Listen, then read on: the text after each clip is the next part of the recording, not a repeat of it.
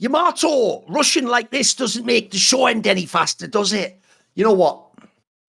The fact that we have been losing viewership is really weighing on me, and I think it's been really disappointing. Yamato, your opening LPL monologue was honestly the worst it could have been. You messed up a lot in the first show, but you know what? We'll talk about that later. You're on a mountain. We're in a deep valley of lost views. You are the ace of this show. The ace of making this show lose on viewership and status as the most legendary in the history of League of Legends. By the way, obviously we were referencing the cvMax harsh criticism clip, which actually, by the way, look, he raised his voice and he definitely had some almost like roast material for his own players, which I didn't think was banter as fuck. Like, by the way, that ace line there is like something like, I was saying to you, Matt, that's like one of those comments that we all laugh at when it's on like a hoopoo rating. You know, when the player gets like a 2.3 rating and they're like, you are the best carry of the other team. And you're like, oh, withering, ooh. Like the idea your own coach says that to you after the game is just pure banter, in my opinion. Like that is some like old school coaching. So I want to get into this topic, right? Obviously, people will know we've addressed this somewhat in past years along the lines of cvMax obviously wasn't a popular coach when he was with Gen.G last year. If you go back in time, probably the most famous instance ever is what actually made him lose control of the original Griffin, which was the team he brought them all up that had all those players that were excellent. Even people like Canavi didn't even get to play for him. He brought all these players up through whatever the solo queue world is. Famously, there was actually, I believe it was even like a lawsuit or something, bro. There was a lawsuit from Sword, the top player that used to play at the weak side of the Scion, if you remember. And basically, it was implied, I'm not actually sure whether it was supposed to have been Sword or Sword's parents that did this lawsuit, but they basically suggested that like cvMax had been too harsh with him. And what's funny is I'm almost certain this is like misremembered by people as like cvMax beat him up or something or punched him. But as far as I remember, it was just something like he just grabbed him by his shoulder or rocked his chair or something. Put it this way, he did something that let's put it this way, would be either an expression of physical anger or would be, let's say, like intimidating physical. I'll give you that much. But I do think, unfortunately, this is almost being presented as like cvMax is like an abusive parental figure, and he's actually like either beaten up players in the past or he's being like overly aggressive with them. And obviously this is something that, by the way, Reddit, especially in the West, does not like at all. Like they don't like this at all. Fan culture doesn't seem to like it on Twitter as well. Obviously we can even tie this to a few episodes back. There was actually a Chronicler tweet along these lines where since Chronicler doesn't work for LCK anymore, he'd said something along the line. It's when there was the player, which player was it? Was it the player called Korea? Was it that guy? I'm trying to think who it was. Who was the guy who was like he was crying in the T1 series, I believe. He was crying mid-series, It was just when they'd like lost the game though or something. And so anyway, they had won even. They had won. They actually won that game, but he just played badly in it or whatever. Yeah, okay. Like the pressure got to him or something. But yeah, the point is Chronicler then made a comment which was sort of along the lines of the gist of it was like, sort of if you're at LCK behind the scenes, you've seen this guy shouting at players before and them getting upset or something along those lines. So basically this is being presented as like the ultimate example of like sort of crossing the line as a coach, or it's unacceptable or something. I just want, like, let's get into this. I feel like this is such a wide open thing, actually, even though it's a very specific case. Right? What do you think of this clip? What do you think generally of this? Is it a drama for you? Do you think there's areas where this person goes too far? What do you think? I think it's like the first groundwork we have to lay, I guess, is the cultural differences, right, in Korea. Like I know of coaching stories from the most legendary coaches in terms of how passionate and angry and how loud that they would become, world's winning coaches.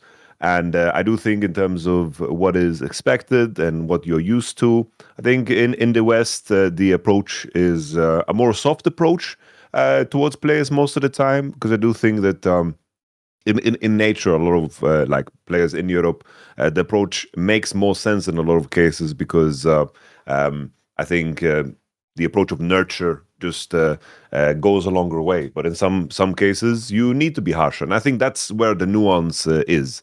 I do think that what cvMax did, I don't think it crossed any like crazy line, because I do think in traditional sports this is common, and this is just like Western esports is softer in approach. And I do think what we saw in the clip, some of the things who were said, like the ace and the MVP of failure, this is like maybe that you can argue that maybe too much, because that just sticks with you. It's a bit iconic. It's almost like meme material, isn't it? I know what you mean. Like, that is true. Like you're just trying to invent new ways to play your players at that point, like it just became trash talk. I do think. I also want to know, did he really come up with that on the spot, or was he like thinking of that during the game? Like, you know what? That's right, he is. Because if he's coming with that on the spot, bro, this guy's just fucking freestyling. He's coming off the dome. That's actually fire. That's great material. But then it's like the follow-up, right? Like my take is that this could be effective. It could be a method. The follow-up is, though, is it? That's always the question. Yes. Because there's been like complaints from players. There's been teams that didn't improve, didn't get better. If this is how cvMax works, you have to look at his track record and actually see if it actually makes an impact and makes a difference. Because this was something that happened specifically after the KT series, right? And DPlus is looking worse and worse. And something that I saw was there was some clips resurfaced about how Shiwu was complaining on stream last year about the harshness of it. I think there's like the nuance is like this can be coaching and can be effective with some people, but is it? I think it isn't. But I think people are focusing on the fact that cvMax is a terrible dude. I think maybe in this case, maybe it's just not effective coaching. Because this is a method that this with specific group of players, you mean, or just careers in general? What's your take in that sense? Because it's like after the KT series, they seem to be underperforming, and I think that is where the reflection lies. Like if this team continues to play worse and worse, maybe this method is just bad and it's just bad coaching. But is it bad coaching in every scenario? I think probably not. I think some players respond to this. We had the situation with MKOI, right, where in some cases people would be like, "Oh, why did they put pressure on the top and ADC like this? This is going to be bad. How can they focus? How can they perform?" But in reality, this is a choice that Melzer did because he thinks it's going to be the most effective in terms of reaching out to the player and getting the most out of the player. And maybe this is just cvMax thinking too. He seems to have one tune because this is like what we hear often. But a lot of coaches have that one tune. I like to work in a way where I try to figure out like the best way to activate certain players because I know like with some, for example, with the Los Ortones guys, like if I'm gonna flame the shit out of them after they play bad or troll, like it wouldn't work. Like everyone just like disappear, everyone leave from the office. Listen, obviously maybe you didn't roast them like this, but have you ever had things like that where you felt like you had to sort of be stern with people as a group, not one-on-one? Like have you ever tried to call people out a bit or like sort of fuck with them a bit, trash talk a little bit? Have you ever done it? Yeah, definitely. It was less about the trash talk, but I remember like there was a scrim set in KC. It's like we went 0-3, right? And they were scrimming, and I could see how everyone's out of it. And then like I thought to myself, it's like I need to get a reaction out of them. I need to fucking get angry here and like make them understand the gravitas of the situation. Because basically what I told them is like, like if you do bad the split and then like what do you think is going to happen to your careers? What's going to like you have worked so hard to get into the LEC. This is your moment. If all of you players don't succeed here in this team, you're done. Like this year will be done for you, and you need to fucking make it count. So I just like went harsh, but it was more in terms of just pressing the buttons that I thought would activate them because it was simply the truth. Whether it was Bo or Upset or the KC guys that have been waiting for so long to join the LEC, like the pressure was on for them in a way that they didn't really show in the way they tried to achieve results. Right. So there's been moments where I've deliberately gotten louder and angrier, but I've never gotten to the point where I fucking drop bars. It's like, I've never gotten to that point. Well, you know what else as well? I tell you what, we'll address this in reverse order because I've got a few areas I want to go back and forth about. First of all, even the drop-in bars part, you've actually gotten to experience this, Yamato, because I'm someone who almost every single day of my life, unironically, I do like talk shows. It's not like an exaggeration. I do shows almost every single day. In fact, because if people don't know, I also cover Counter-Strike really heavily. So I cover 2 esports games quite large. And then also, if people don't know, on the side for LFN, I do stuff like the Four Horsemen's General Esports Top topics. Then I actually have a movie review show called Foreplay on LFN Movies. This isn't even cross-promotion, but it'll just work as that anyway, so check out all the channels. And so also check out the LFN Herald, where they'll tell you what's going on in esports this morning. We don't really mention that. And so basically, when I do all these shows, because sometimes, like, I only have 24 hours in my day, mate. Yeah, sometimes I stay up too late, or sometimes in the morning, you know, you feel a bit groggy, or maybe you worked out too hard the night before and you're a little bit sore. When I feel a little bit grumpy coming into a show, believe it or not, what I do is the same method I used to use when I used to work events, and I would have to get up at 7 in the morning, and I went to bed at 2 in the morning, and I've had bad sleep, and I'm in another country, and your neck hurts from the pillow being slightly too large or whatever. By the way, that sounds like the wackest complaint ever, but that is actually annoying if you're trying to travel and be in another crowd. I know it sounds like a minor thing, it isn't though, believe it or not. Or like a classic one that no one will care about is the curtains won't fully close and give you that blackout treatment. There's a little gap in the corner that light's just shooting down. It's right on my eye where I'm trying to lie on the bed. Anyway, so the point is very specific, but it did get to me. My point is, when that happens, one thing I try to do is, because I know I'm in a bad mood, and if I talk, I'm in trouble, Mourinho quote. No, I'm not. If I talk, I'm going to get angry at people and annoyed at things they're doing. Even though really, I'm not that annoyed at what they're doing. It's more like I'm annoyed at feeling irritable, and then something mild's happened. One thing I try to do, if you notice, is I try to almost bring myself out of it by turning it from being like, I'm annoyed, to like, I'm annoyed, but let's make it funny, and let's like try and make a silly joke or a roast about me or the other person. I try to do that to bring myself out a bit. So I actually even wonder, by the way, in a weird way, if trying to do those like weird, like smuggled in jokes about like the person being the ace of the other team or whatever, or MVP and failure, that almost feels like he's even trying to like remove a tiny bit of the sting and almost make it like we're all laughing at it, like, no, come on, man, you were like the ace of the other team. I almost feel there's a tiny bit of that there, because that's another thing about this that I think people maybe don't appreciate is, bro, this isn't even close to, I want to start here, despite what Chronicler said, unless he's seen something I haven't seen. Like, by the way, to me, this clip and the Korea clip weren't that crazy to me. Like, I don't really know why that would be that, unless he's, look, I wasn't in the LCK studio, so maybe privately he's seen something wild. Maybe he's seen someone just, you know, cvMax just screaming at a player, the player's crying, and it's just one of that could be true. Also, he might understand some Korean, maybe he understands something he said in Korea that's really harsh. I don't know. But I'll just say this, I didn't think this was particularly harsh, bro. I get that to a Westerner it is, certainly. And by the way, especially in American, people have to remember the majority, quite literally, mathematically, the majority of users of Reddit are American. It doesn't matter that, you know, we have like an EU fan base. It's still mainly Americans that are on there. And in fact, a lot of them do it during things like school and work. And so it's like what they do to have a, you know, because you can't like pull up a video. So what they do is they have like a text website, and Reddit's famously the one you alt tab between if you're at work and you're just fucking around. So I will say,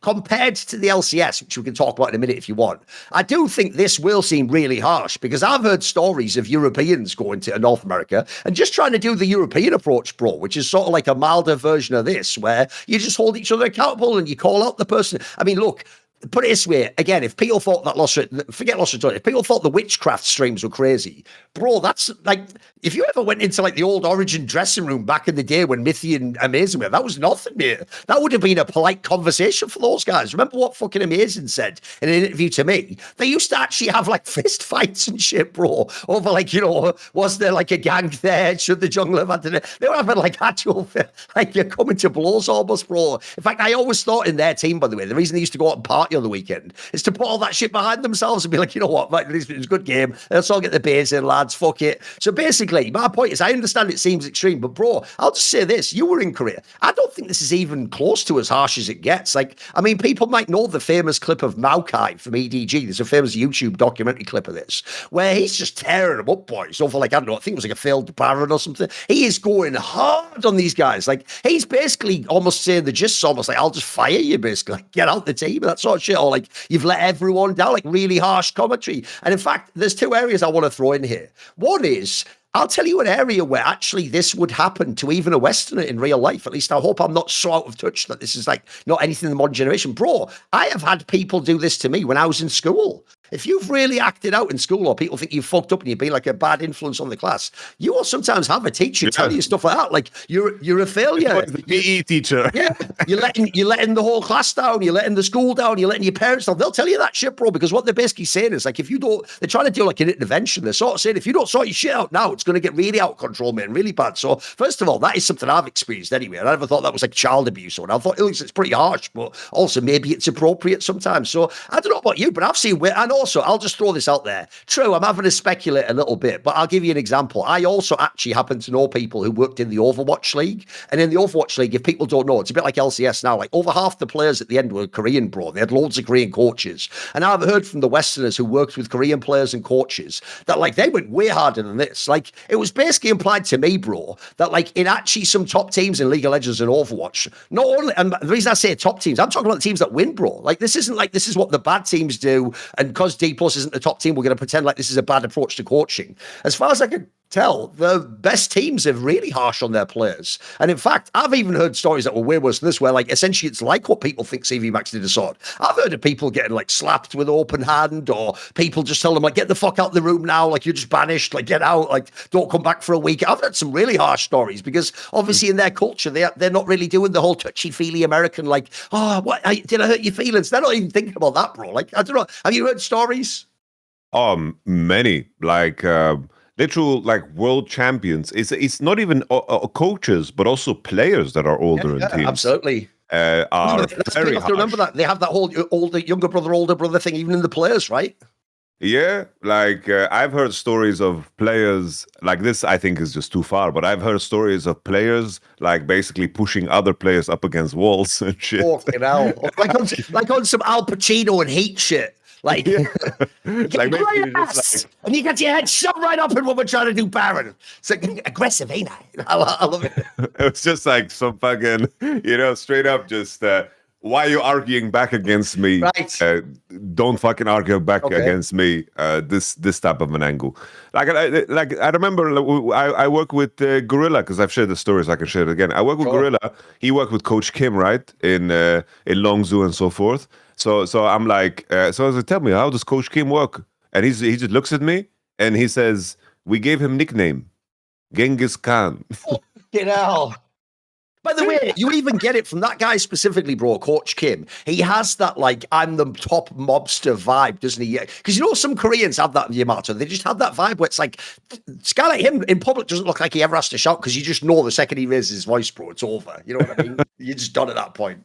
So apparently, like, he was... Apparently, he has mellowed out a lot, but he was like giga harsh. Like he didn't accept anything. That actually makes him sound dope, though. Like Genghis Khan's his nickname, bro. That's actually dope. I was like, Gorilla looked scared. He looks at me like, yeah, Genghis Khan was his nickname. I was like, oh shit. I remember like stories as well of like we saw something recent, right? It was the T1 Valorant documentary.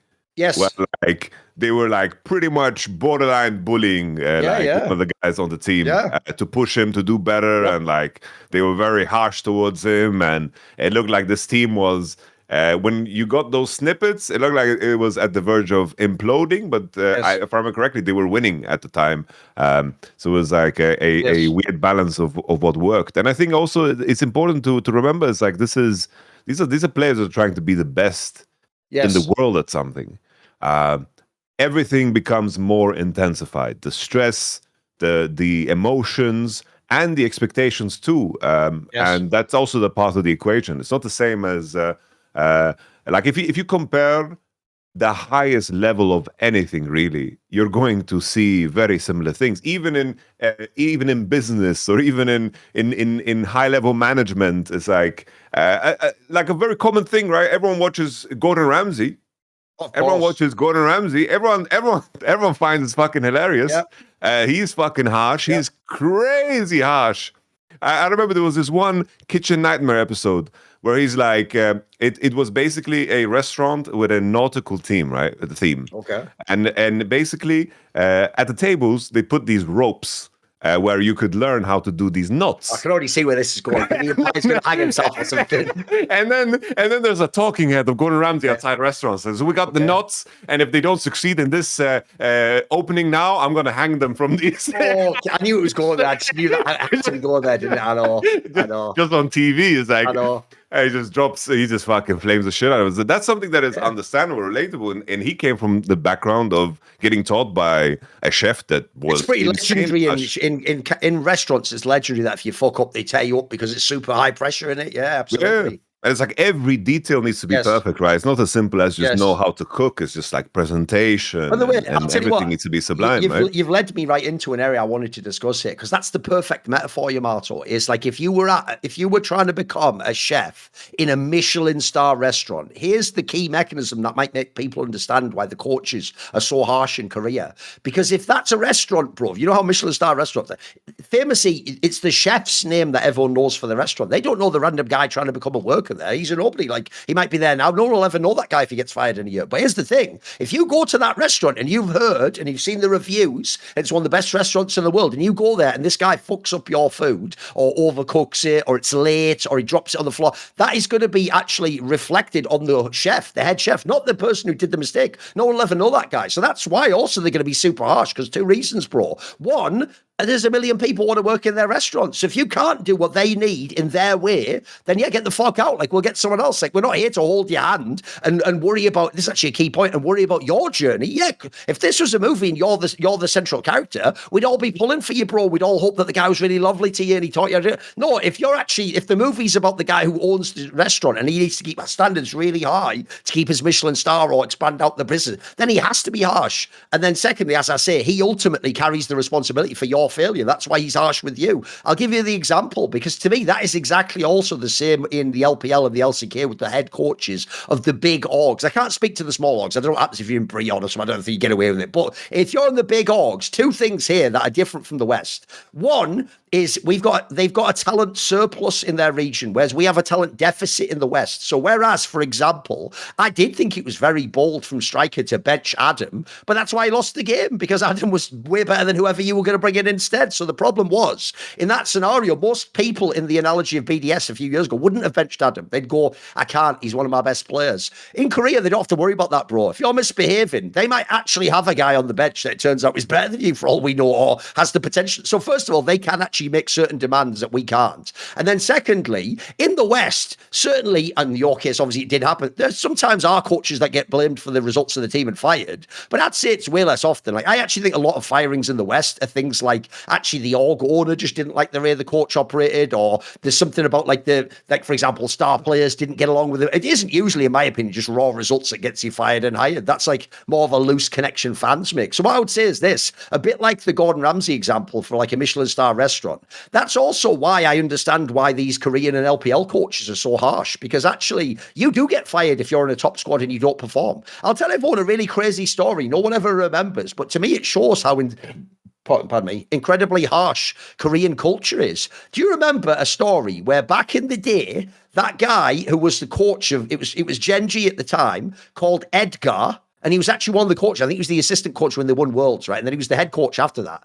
They got to back, like after a couple of years of being irrelevant, they got the squad with BDD and Ruler, etc. And they got back to an LCK final. They were number one team in Korea, and they lost to T1 because it was in the era when T1 used to just come second in the league. And then the year before, they used to beat Griffin in every final. This one, they beat Gen.G in the final. And the whole point is, at the time, T1 used to just, this sounds familiar, not be as good a team, but then be more clutch in the finals. And then the other team be like, oh, what the hell, we would have won. So basically, because this guy had been at the moment that he thought was going to redeem his career, it's like, right, I've got us back in the finals. We're going to win the LCK, and then I'm going to show him a great coach. Because he lost the finals, people might not remember this story. He just himself stood down as a coach, bro. Like right after the final, with the even if you think they weren't number one for losing, they were at least number two team in Korea. He just openly basically said, like, I stand down. And after that, people don't know, you only went to coach smaller teams like Brion, like little minnow teams after being on one of the biggest in Korea, right? I took that, bro, to mean, and this is a key point I want to make it culturally, that it's not even just like external authority figures holding you to these standards. Koreans hold themselves to those standards. Like, I'll make a very weird point to you, but if you can understand the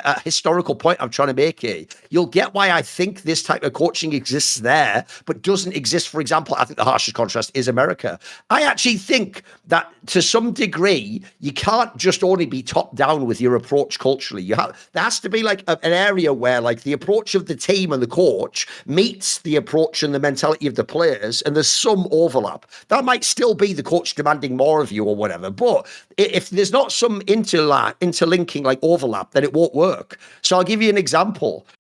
There's a famous stereotype about Russians, believe it or not, that the reason why people think Russians went from like a Tsar, because people don't know, by the way, the Tsar before the communists used to have his own work camps, bro. They weren't called gulags, but he just used to have, like in Siberia, he already had work camps, bro. If you did stuff against the empire, they sent you there. Then when the communists came in theory, a totally different system, they had gulags, they sent you there. In the modern day, people would say Putin's supposed to be just a politician. He's also a pretty harsh guy. Like, you put you in a prison, he has a KGB and stuff like that. It's called FSB now, whatever. So my point is, believe it or not, I think there's a logic where part of how the leader behaves, if you're totally misaligned with the people, I don't think you would last very long as a leader. I think there has to be some area where the people like almost like expect or have a similar understanding of what they think a leader would be like. So I'll give you an example. In contrast, in Britain's done things that were terrible too in history, but the reason they don't look as bad, bro, is we don't like elect people who are like the strong man who takes all the responsibility. We elect what are called like bumbling bureaucrats, where their job is to go like, oh, fucked it up. Oh, sorry about that, guys. And for all we know, by the way, that guy didn't fuck it up. He actually just did it the way he wanted to. Him and his mates and his funders all got what they wanted out of the business. But essentially, we're more forgiving of the idea that like, he's just a bad manager. That guy's just a bloody idiot. Because that's kind of what we expect, believe it or not, from a leader. Whereas I think Russians are more like, you're in charge, you take all the blame, and then if you do it badly, you're the evil one. I think there's like sort of a logic. So to me, the reason why you can't do what a lot of fans would say, like, I'll give you an example. People might know I'm more on the cvMax side of like, I think you should have high standards. I actually don't think, Yamato, you could go into any LCS team, any of them, even one with Inspired. I don't think you could go in and do that. I think the only reason FlyQuest could have those video clips is none of them were, except for fucking Masu and Busio, sort of, none of them were North American. That was mainly a European team of players or Koreans and European coaching staff. That's why I think they could have more of the coaching style we're used to. I think if you took a CV, because this happened, remember, they had, what was his name? The guy what was the name of the guy who won with DRX? What was the name of that coach? He was the TSM coach. Song. So, bro, this happened twice. Song has coached in Korea and been quite successful, world champion. Every time he went to North America, it didn't work. I imagine if you went in and did the cvMax style with like a Cloud9 dressing room, bro, you would never get anywhere. I think you'd be fired within 3 weeks. I think they would never respond that way. Another example, Coach Kim was in Dignitas for 2 months. Ooh, that's insane in itself, innit? I know. By the way, when he's not in Dignitas, one of the most decorated coaches of all time. What the fuck? He was there for 2 months. That's so nuts, isn't it? What?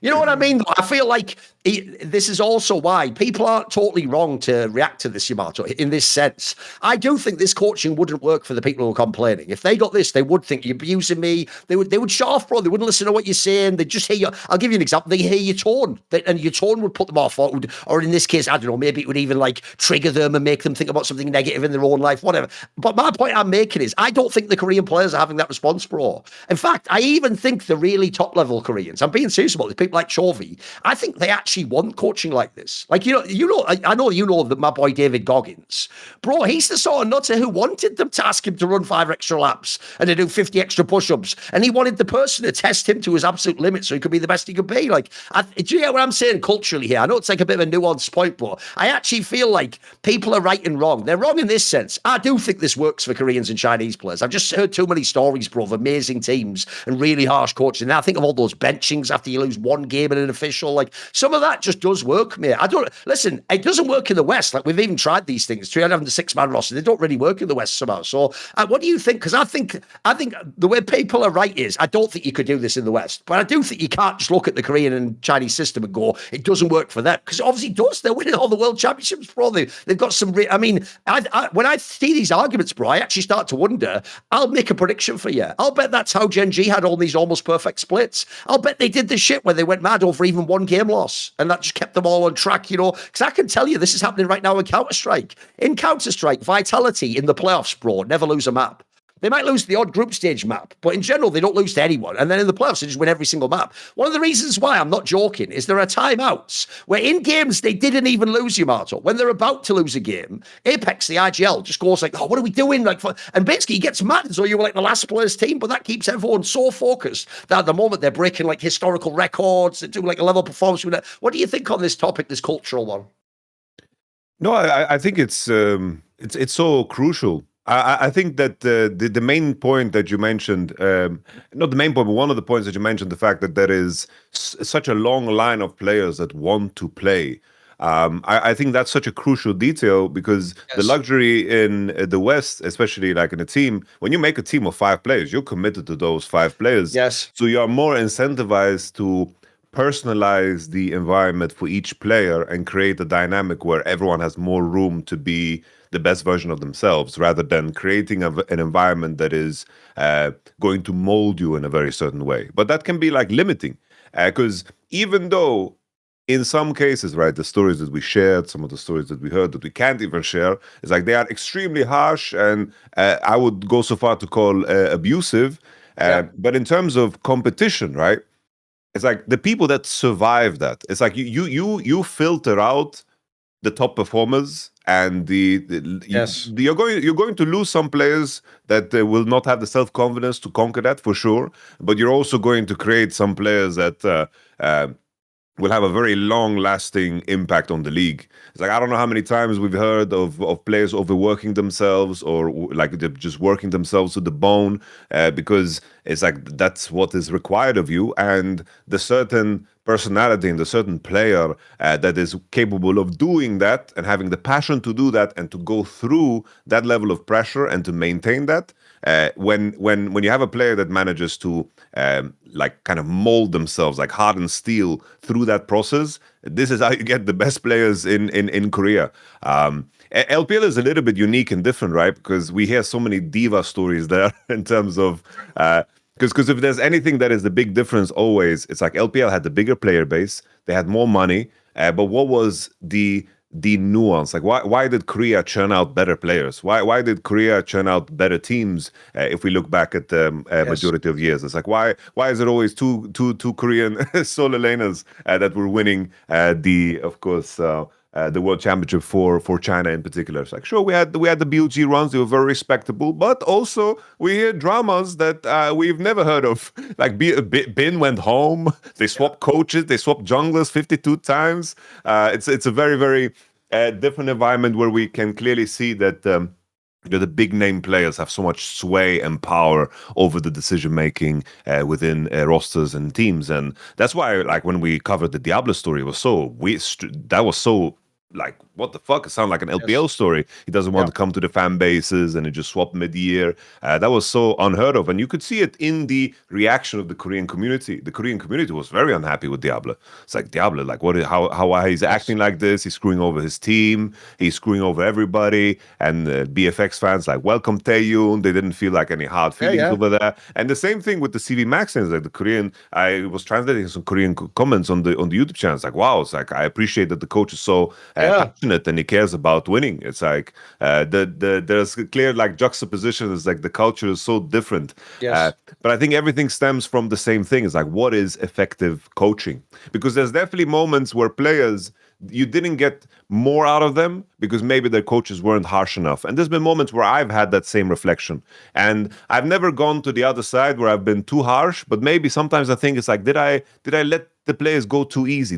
Was I doing a disservice to them by not pushing them harder in these moments where maybe these were like the shaping years of their career? That is a reflection that happens real time, and I think that's always the key details. Like what is effective coaching depends on the players, depends on the squad, and depends on, of course, what you want to achieve.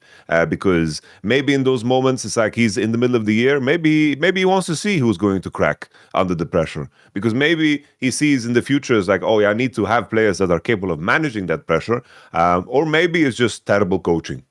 For now, in terms of what the results represent, with how well DPlus were playing, and then post that moment, post KT series, how much worse they're playing, I do think that we can put like 1+1 together and say that maybe it isn't the best way forward. I can also share a story of when I worked in SANDBOX. The players were very surprised by a very, very gentle approach. I was very gentle with them because the spring split was terrible for them, and the previous head coach put them under a lot of stress, and it just didn't work. It was basically like you underperform in a scrim or in a game, you get benched. 10-man rotating roster, you get instantly benched if you aren't up to par. So it was basically like and now it's your chance, and then the other guy has to go work on his shit, and then he comes back, and it was just rotating. So no sense of stability, and it was very clear that these guys just didn't work. So it's like my approach was, okay, I've won split with them. Like, it's very important for me that I build trust with them and that they feel that I believe in them, because I just want to see how far that is going to take us. And there were moments where I'm like talking to Fate, to Summit, where they were surprised by a gentle approach. But my Joker, who's currently coaching KRX, whenever he was reviewing with the bot lane, because Joker was a past support, when he was reviewing with the bot lane, he was always so harsh. And I will never like tell him in front of him like, oh, you don't need to do this. I asked him like individually, like personally, it's like, oh, what do you think this is working? He's like, yeah, I know Root. If I don't do this with Root, he's just going to stop caring. I have to do this every week. I have seen when I don't do it, and he just like kind of phones it in and he becomes a passenger, or I am going to be on him and he's going to try his absolute hardest all the time. So it's like it's the intentionality behind it and what your rationale is. It needs to come from a place where you have the absolute best intention for the players. And I do think there are lines that are very clear. When it becomes abusive, I do think that's where you can draw a line. But even in a fucked up way, I don't know, like the movie Whiplash is such a common like example, because not that obviously it's a work of fiction, but also I can see that being, the way certain great athletes were created. Someone like Max Verstappen, apparently his father was insanely abusive towards him in terms of like leaving him at the gas station and shit like this. But here we have the best Formula One driver ever. It's like where do you draw the line in terms of the pursuit of greatness? And I'm not saying cvMax is doing that, because I'm going to underline that maybe it's just terrible coaching, because the track record doesn't track right now in terms of his Guangdong Freaks run, and then now with DPlus underperforming. I'm just saying in the conversation of how you deliver a message. It's like you did the contrast of how political leaders do it. It's like propaganda looks very different in many different countries because you want to be convincing. You want to be convincing in many different ways, and that's what a coach does. He was trying to convince you that to pull from a source of passion that is going to bring the best out of you. And there's some like even like I remember another example. We have Mike Tyson. It's like if you hear the story of how Mike Tyson became who he was, it's like, what the fuck? Like, I wouldn't want anyone to go through this shit. But then we had Mike Tyson, who was just knocking people's heads off. It's a very, very tough line. Yes, I can also tell you that this is why the real problem here is this. I would just ask the question of the Westerner who's mad at this. Which would you rather have? Would you rather have the player reach peak performance or not have his feelings hurt? If you genuinely mean the latter one, not have his feelings hurt, that's fine. But then understand you are going to have to be a fan of a team that isn't going to be the best team. Because unfortunately, what you're talking about is very true, by the way. Some of the greatest athletes of all time, and by the way, probably the most notorious one ever, is actually all the Soviet athletes, unsurprisingly, since they lived under a totalitarian system. Bro, I don't know if you know this story, but one of the greatest hockey teams ever was the Soviet hockey team, the one that would play in the Olympics and the World Championship. It was called the Red Army team in the 80s. It's the reason why there's that famous story in 1984 where the American team of amateurs won, and it's called the Miracle on Ice, because basically it was supposed to be the biggest mismatch ever. It was a bunch of American amateurs versus what at the time was the team that, like, I think that's the only time they lost or something about. There's some crazy record where for years and years and years, they just won every Olympics, every World Championship. They were just like unbeatable. And one of the reasons why, unfortunately, is incredibly harsh. Like when they were at home, bro, they didn't have an athlete's life like we would have in the West. They used to just live like basically together and just practice all the time. And there's a famous story that when they went to the West for some sort of like an Olympics or something like that, when they went to North America, they actually thought that like it was fake. Like when they went into a grocery store, they were told like, oh no, this can't be real. This is like what you call like a Potemkin village. It's like a fake setup to trick us that this is what life's like in America. Because they went in and they were like, what do you mean? Wait, you can just get food on the shelves and anyone can just buy it and like buy whatever you what? They like couldn't believe it. And then when they saw the life of athletes, they're like, what do you mean? They're all like famous, they have money. Their job, it was treated like their duty. Their duty was to be the best hockey player they can be and win the championship for their country. me. And so the reason I bring this up is I think it's actually a pretty notorious story with the greatest players of all time. That often, if anything, they're overcoached. Like you said, they're really harshly coached. I can tell you a similar story. Andre Agassi, who's one of the best tennis players ever, he actually said, I hate tennis because my dad made me do it. As soon as I could hold a racket, you know what, he made me do it. But the whole reason Andre Agassi supposedly had this amazing returning style is even when he was a little kid, like a 5-year-old kid, his dad was making him practice against a ball machine that would fire the ball out. And his dad wouldn't even let him do a normal shot, bro. His dad would make him like take the ball early in a way that you don't do normally. It's like advanced in tennis. But in doing this, like, do you think it's a coincidence? Like, his dad would have to be the luckiest guy ever. If this was just child abuse, this kid became like the best returner of the ball ever. Seems like there's a connection there. Again, doesn't mean I would choose to do it. But the point is, if you want to have the best possible player, some people, this is all they respond to. I'll give one last example and then we'll talk about some League of Legends. I've actually got a really good MMA example for you. So you want to know two of the people that if I ask a casual fan who are the GOATs of MMA, I'll tell you two names everyone is going to say. They're going to say John Jones and they're going to say Khabib Nurmagomedov, if they can say it. Like I almost did, but I almost fucked it up there. But I got out at the end. Now, the reason I bring these two up is I actually think that's also a difference in contrast. Because, you know, everyone who's a fan of MMA loves Khabib's dad, the guy who sadly passed away now, who was like the legendary coach who trained him and Islam Makhachev, etc. Here's what they don't talk about, because it'd be awkward if they did, Yamato.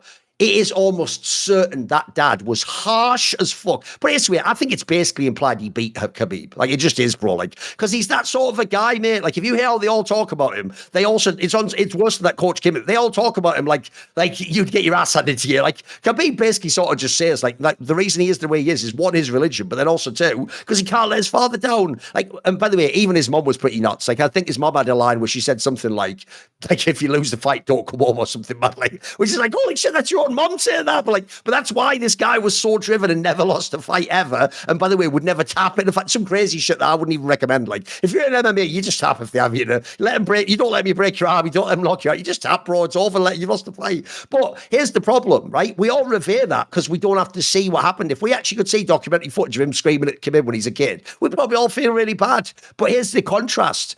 John Jones also could be the GOAT. I actually think he's the best MMA fighter ever. But John Jones, if you remember, his most famous coach was Greg Jackson. And he used to be at the Jackson Winklejohn camp, if you remember. I know you've seen this because you've seen some fights MMA, right? Greg Jackson's style is that like gentle parenting style, bro. It's like, guys, now let's refocus in the fight. You're not getting ahead of yourself here. Remember our fundamentals and what we train for. Now, here's the sad thing about that, Yamato. Listen, Greg Jackson had a lot of champions like John Jones that were very successful. But notice how in his personal life, John Jones is a complete train wreck. Because it's implied to me, Greg Jackson never coached that side of it. He only coached what he did in the ring. And I doubt he's ever even had like a sit down with John, because it's none of his business. His whole thing would just be like, look, we're in the West. You're an adult. I'm an adult. You're a star. I'm a star. Like, I'm going to do my thing. If we meet in the middle and we succeed, great. If we don't go, he was never doing some Khabib's dad. Like, you're dead basically if you do that. Like, and as a result, I think you'll notice that what John Jones didn't reach his full potential, was a fucking train wreck of a person. So the real problem here as well, by the way, notice what we got to at the end is this. Well, the biggest problem with being an outsider judging a coach is coaching isn't a universal prospect. Like, even the best coach ever with the wrong team would have a really, really bad track record. Like, I know this has never happened because obviously Pep Guardiola got the best football teams ever. But if you really did put it this way, if you put Pep Guardiola with like the worst Premier League team, I think they'd have really bad results, bro. I don't think his approach would work at all. I think his temperament wouldn't be right. Because actually, if people don't know, I've seen Pep Guardiola do the same thing. Maybe you have. I've seen some dressing room stuff when Man City was winning every season, bro, where he'd be getting mad about one loss. Because back then, by the way, one loss could decide the title. He'd be talking to them almost as though they'd like let down their whole families because they lost one game. Or even better, just drew a game they were supposed to win, like a 0-0, like not even an actual loss. Like, but he was holding them to crazy standards because one, he knew those players could do that. And two, he also knows, like I said about the Korean coaches, if he loses, people won't necessarily remember all those players didn't win. They'll remember he lost though. It's actually him that has to carry the weight of the responsibility. So I also think if we're going to be Westerners, like at the end of the day, I saw a lot of people flaming Striker the last few years, but he doesn't just get fired because he didn't win the LEC. He would just be fired in the LCK, guys. If he was the coach of like T1 or Gen.G or KT and he never ever won or got to a fight, he'd just be fired. Like there wouldn't even be any discussion. So I also do think like we have to understand the standards are different in different regions. I'm not going to totally blame Westerners though, but I do think that here's my problem. It's one thing if a Westerner says don't coach a Western team that way. You can't tell Koreans not to coach their way. Like we don't know how their culture works, guys. Also, as we're talking about, I think a very key point we've just made is you can never know which players respond different ways. Like one thing I would really love, it'd probably have to be after his career. I'd love to know actually what people like Faker think of this, because maybe Faker's even someone who wants to be coached hard too. I almost get that vibe that he wants everyone to have high standards and achieve excellence, you know. So I doubt that's a guy who just wants his hand held and to be told great game champ when he did a bad job and fucked up an Oriana ult or something. I imagine he wants to be called out so he stays on his toes and he can keep its world-class level, you know. We already know the stories of it's like Faker's the players that's been benched three separate times in his career. I think that already tells enough. And he let himself be pro. That's what's cool. He never did he never came out privately or said anything, but he let himself be coached. But I always thought that was a very respectable thing about Faker. He never bitched about it. Yeah. And if anything, like we've talked about it on different episodes, but it's kind of relevant here too. Is it's like when the Western ownership came into T1, right, and they worked with Coach Kim. He was out of the team right early. Coach Daney as well, and then basically the whole team moved in the direction of having old players become coaches of the team, and then Como, of course, came back. I think a big part of that is that they wanted to give a little bit more power to Faker and I believe Carrier too, which ties into the whole Komushi conversations. Like they blame the coaches, but bro, I think T1 was at a point where, and currently at the point where I do think that Faker and Carrier has a lot of power, but I think that's strictly because of the influence of the now Western ownership. And something that I wanted to mention about John Jones too, to just tie it into the thing before, is like John Jones. I remember a story about how he was sharing that every day his 3 brothers would beat the shit out of him. Okay. And people don't know his brothers are bigger than him as well. His brothers play in the NFL. Bigger than him, they're stronger than him. They're fucking all also super athletes as far as I know. I don't know too much about the story, but it's like that's what created John Jones, which is it's like you get the fucked up and you get the fighter too. It's like everything is and you can kind of see it in the way he fought too. It was always very efficient and always bending the rules, because it's like bending the rules to like always guard with the fingers out and so forth. Always bending the rules and getting the most damage in, and always like manipulating. The fight IQ was there because obviously this guy had to fight bigger people his whole life. And once again, it's just one of those things. It's like maybe if his brothers were nice to him, maybe this John Jones would live a regular life and it would be whatever. And maybe that's okay. Maybe that's fine too. But through the fucked up, you also get an athlete like that who still to this day did a lot of fucked up shit. Put it this way, the last thing I would say on this topic, and let's talk about League, is this. This is why the problem is that at the highest level, not just the normal, again, if you want to play for disguised, you can probably do what we're talking about. You can have like a chill coach and you can just go over basic mistakes. Then he can leave with the player and he can think about it or he can not think about it and he can replace the next player. But I think if you want to be a world champion in a game where millions of people are playing, you're asking someone to do something by definition extraordinary, not a normal thing. So you can't act like, here's the example I would give. You can't act like this is you doing your job in an office somewhere. If you're just working a normal job in an office, your manager doesn't expect you to be the best in the world at that job, and he certainly would not be allowed to hold you to those standards. Like, you're allowed to just be okay. You're allowed to just hit a quarter. You might even be allowed to be just under the number you're supposed to be at, because at the end of the day, are they going to really replace you tomorrow and train up another guy? Probably not. So you can probably get away with it. And so in that scenario, yes, it is more important how you feel and whether you feel like you're motivated and whether you like working there, whether you feel bullied. The problem in this case is I would actually draw the parallel, because people often say sports are a proxy for war, because in the modern day, most of us don't go to war. We don't protect our village. So instead, we use the logic of let's support our team from our village, our town instead, against the other one. That became like a way to get that same like psychic sort of weight off our shoulders, as it were. Well, in a similar fashion, one of the reasons why you've heard that famous story from a million movies and books that when someone goes to war and they come back to real life and their normal life, they can't reintegrate, is because in a way, to become someone who's able to kill people without worrying about it, you have to become an unusual person. It's going to be really hard to reset that and go back to being normal. So similarly, unfortunately, if you want to be the best player in the world in League of Legends, you are going to have to do some quite extreme things. Like, forget even the coach's side, by the way, bro. We all know the stories of how they grind themselves to oblivion on solo queue. Like, I remember there was a story, I'll tell this quick story, and people will realize how hardcore Koreans are. Back in the day when they had the two Samsung teams, they had Samsung White with Mata, and they had Samsung Blue with Heart. These are the two support players. Mata himself, by the way, was known as one of the hardest workers, and he once said in an interview, I don't know how Heart does it. And people were like, what do you mean? And he goes, well, I play my scrims, then afterwards I play a bunch of solo queue, then I go to bed and I get 5 hours sleep. But when I go to bed, he's still playing. So it's like, so when does he sleep?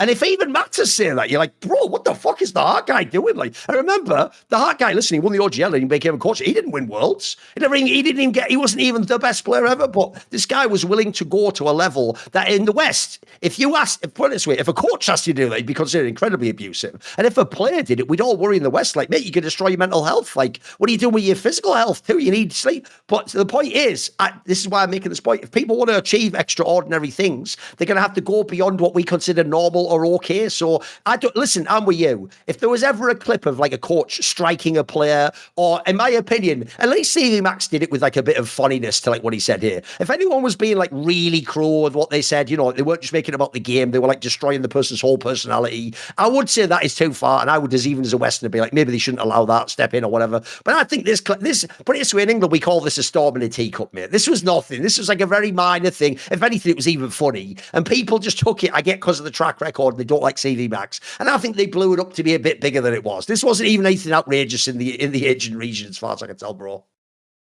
Now, what if, though, people do think because of this, look, he isn't, he's got a fabulous head of hair, but people might think that cvMax is a bald fraud and that it was just getting carried by Griffin players, and actually he never even was that good. What if someone out there worries that they're going to be a bald fraud, or they're going to be tearing their hair out due to the frustrations of the game?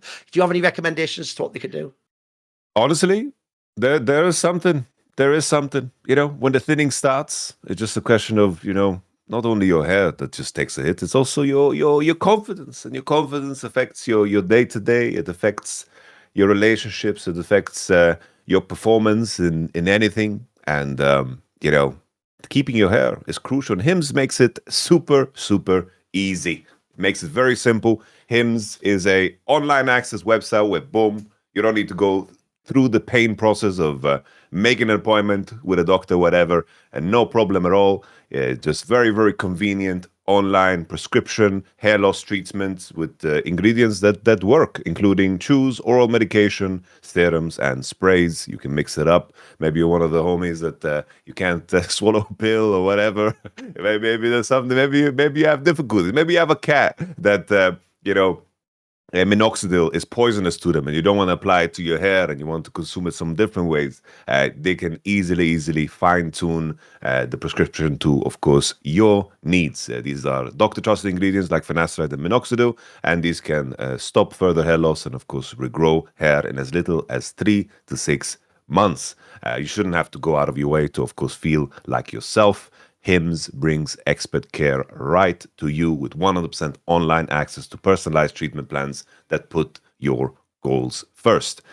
For simple online access to personalized and affordable care for hair loss, ED, weight loss, and more, visit hims.com/LFN. That's hims.com/LFN, hims.com/LFN for your free online visit. Featured products include compound and drug products which the FDA does not approve or verify for safety, effectiveness, or quality. Prescription required. See website for full details, restrictions, and important safety information. Individual results may vary based on studies of topical and oral minoxidil and finasteride. So since they have sprays and chews, if you're German, you can say choose to your hair going bald. That's a little joke about how Germans say that thing when they say choose, which means like goodbye informally. You haven't picked that up in Germany? You haven't heard that? Oh, cheers. Yeah. Listen, it was a crowbar, you have to understand. Put it this way, my friend Jason Moses O'Toole from Counter-Strike once said the best line ever about me, Yamato. He said, I have the best crowbar in esports since Gordon Freeman.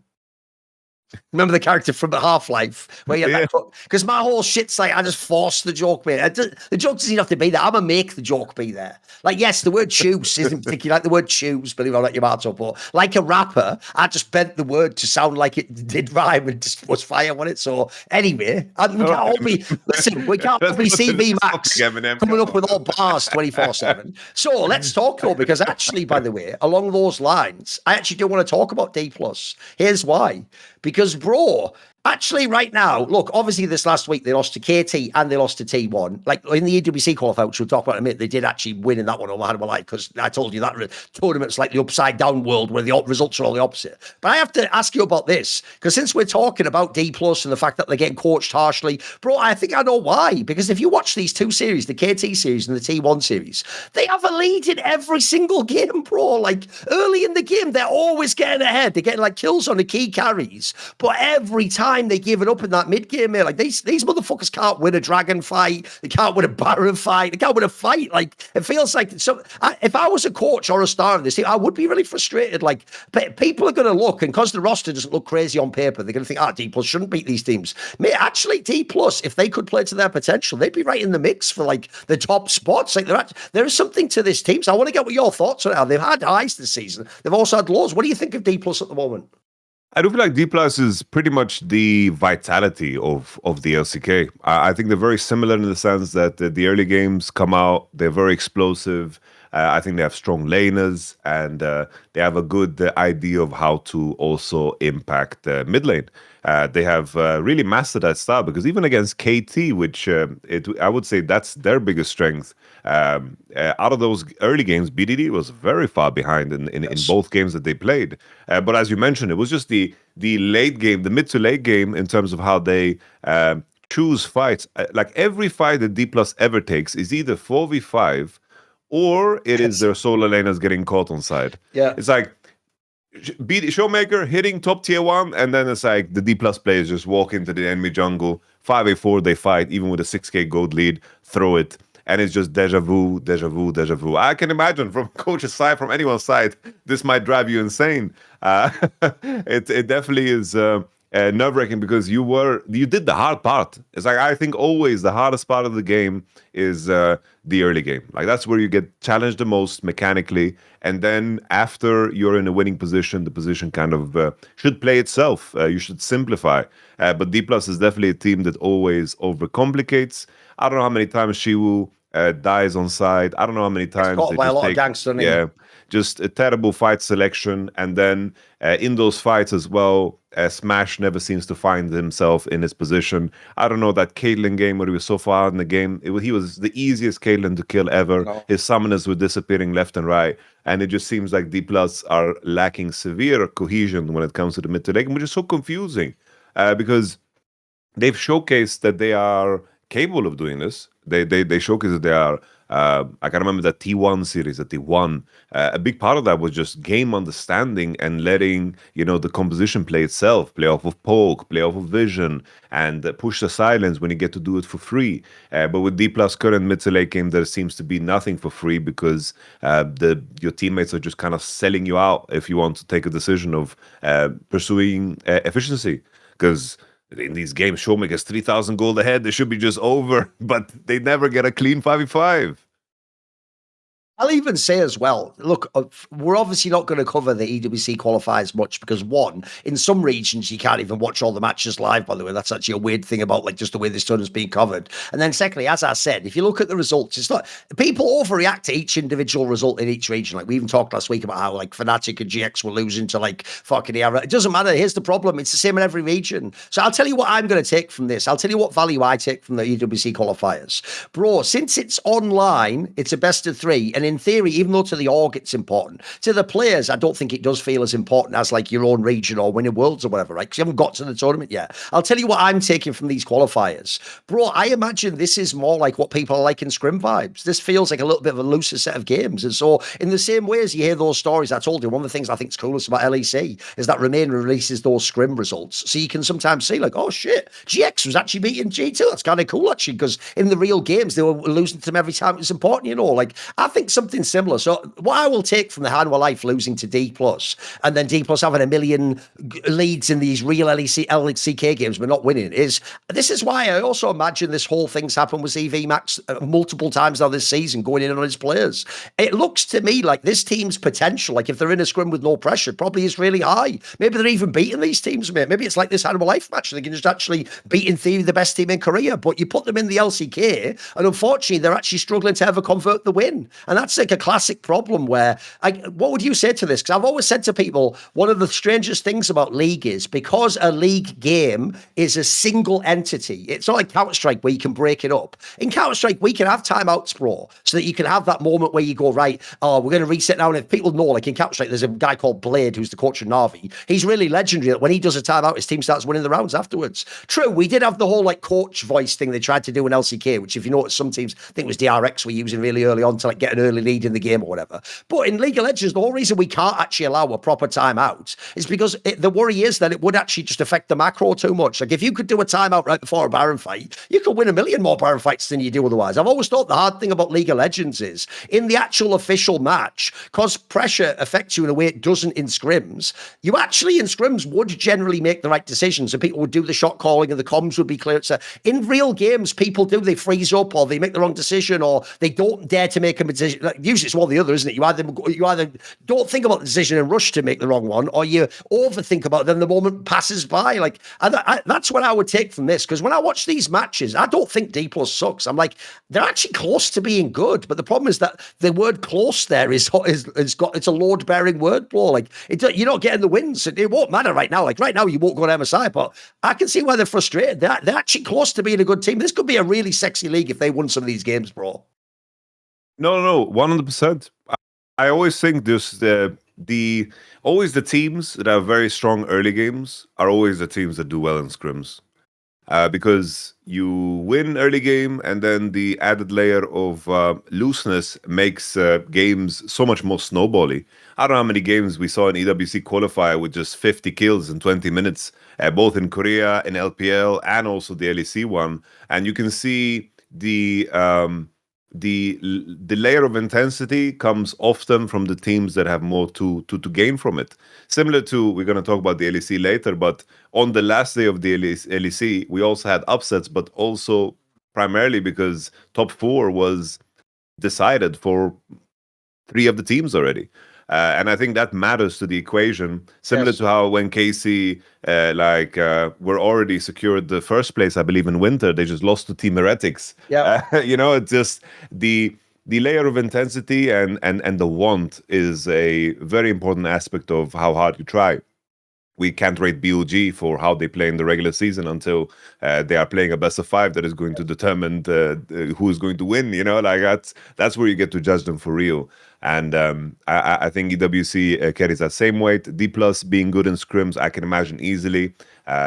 We have so many teams that are good in early game, don't know how to close out because it's a little bit too easy to do so when it comes to the scrims games. And additionally, you're playing in the same setup that you played for such a long time. With your CS background as well, it's like I know enough about CS to know there's online teams and there's offline teams.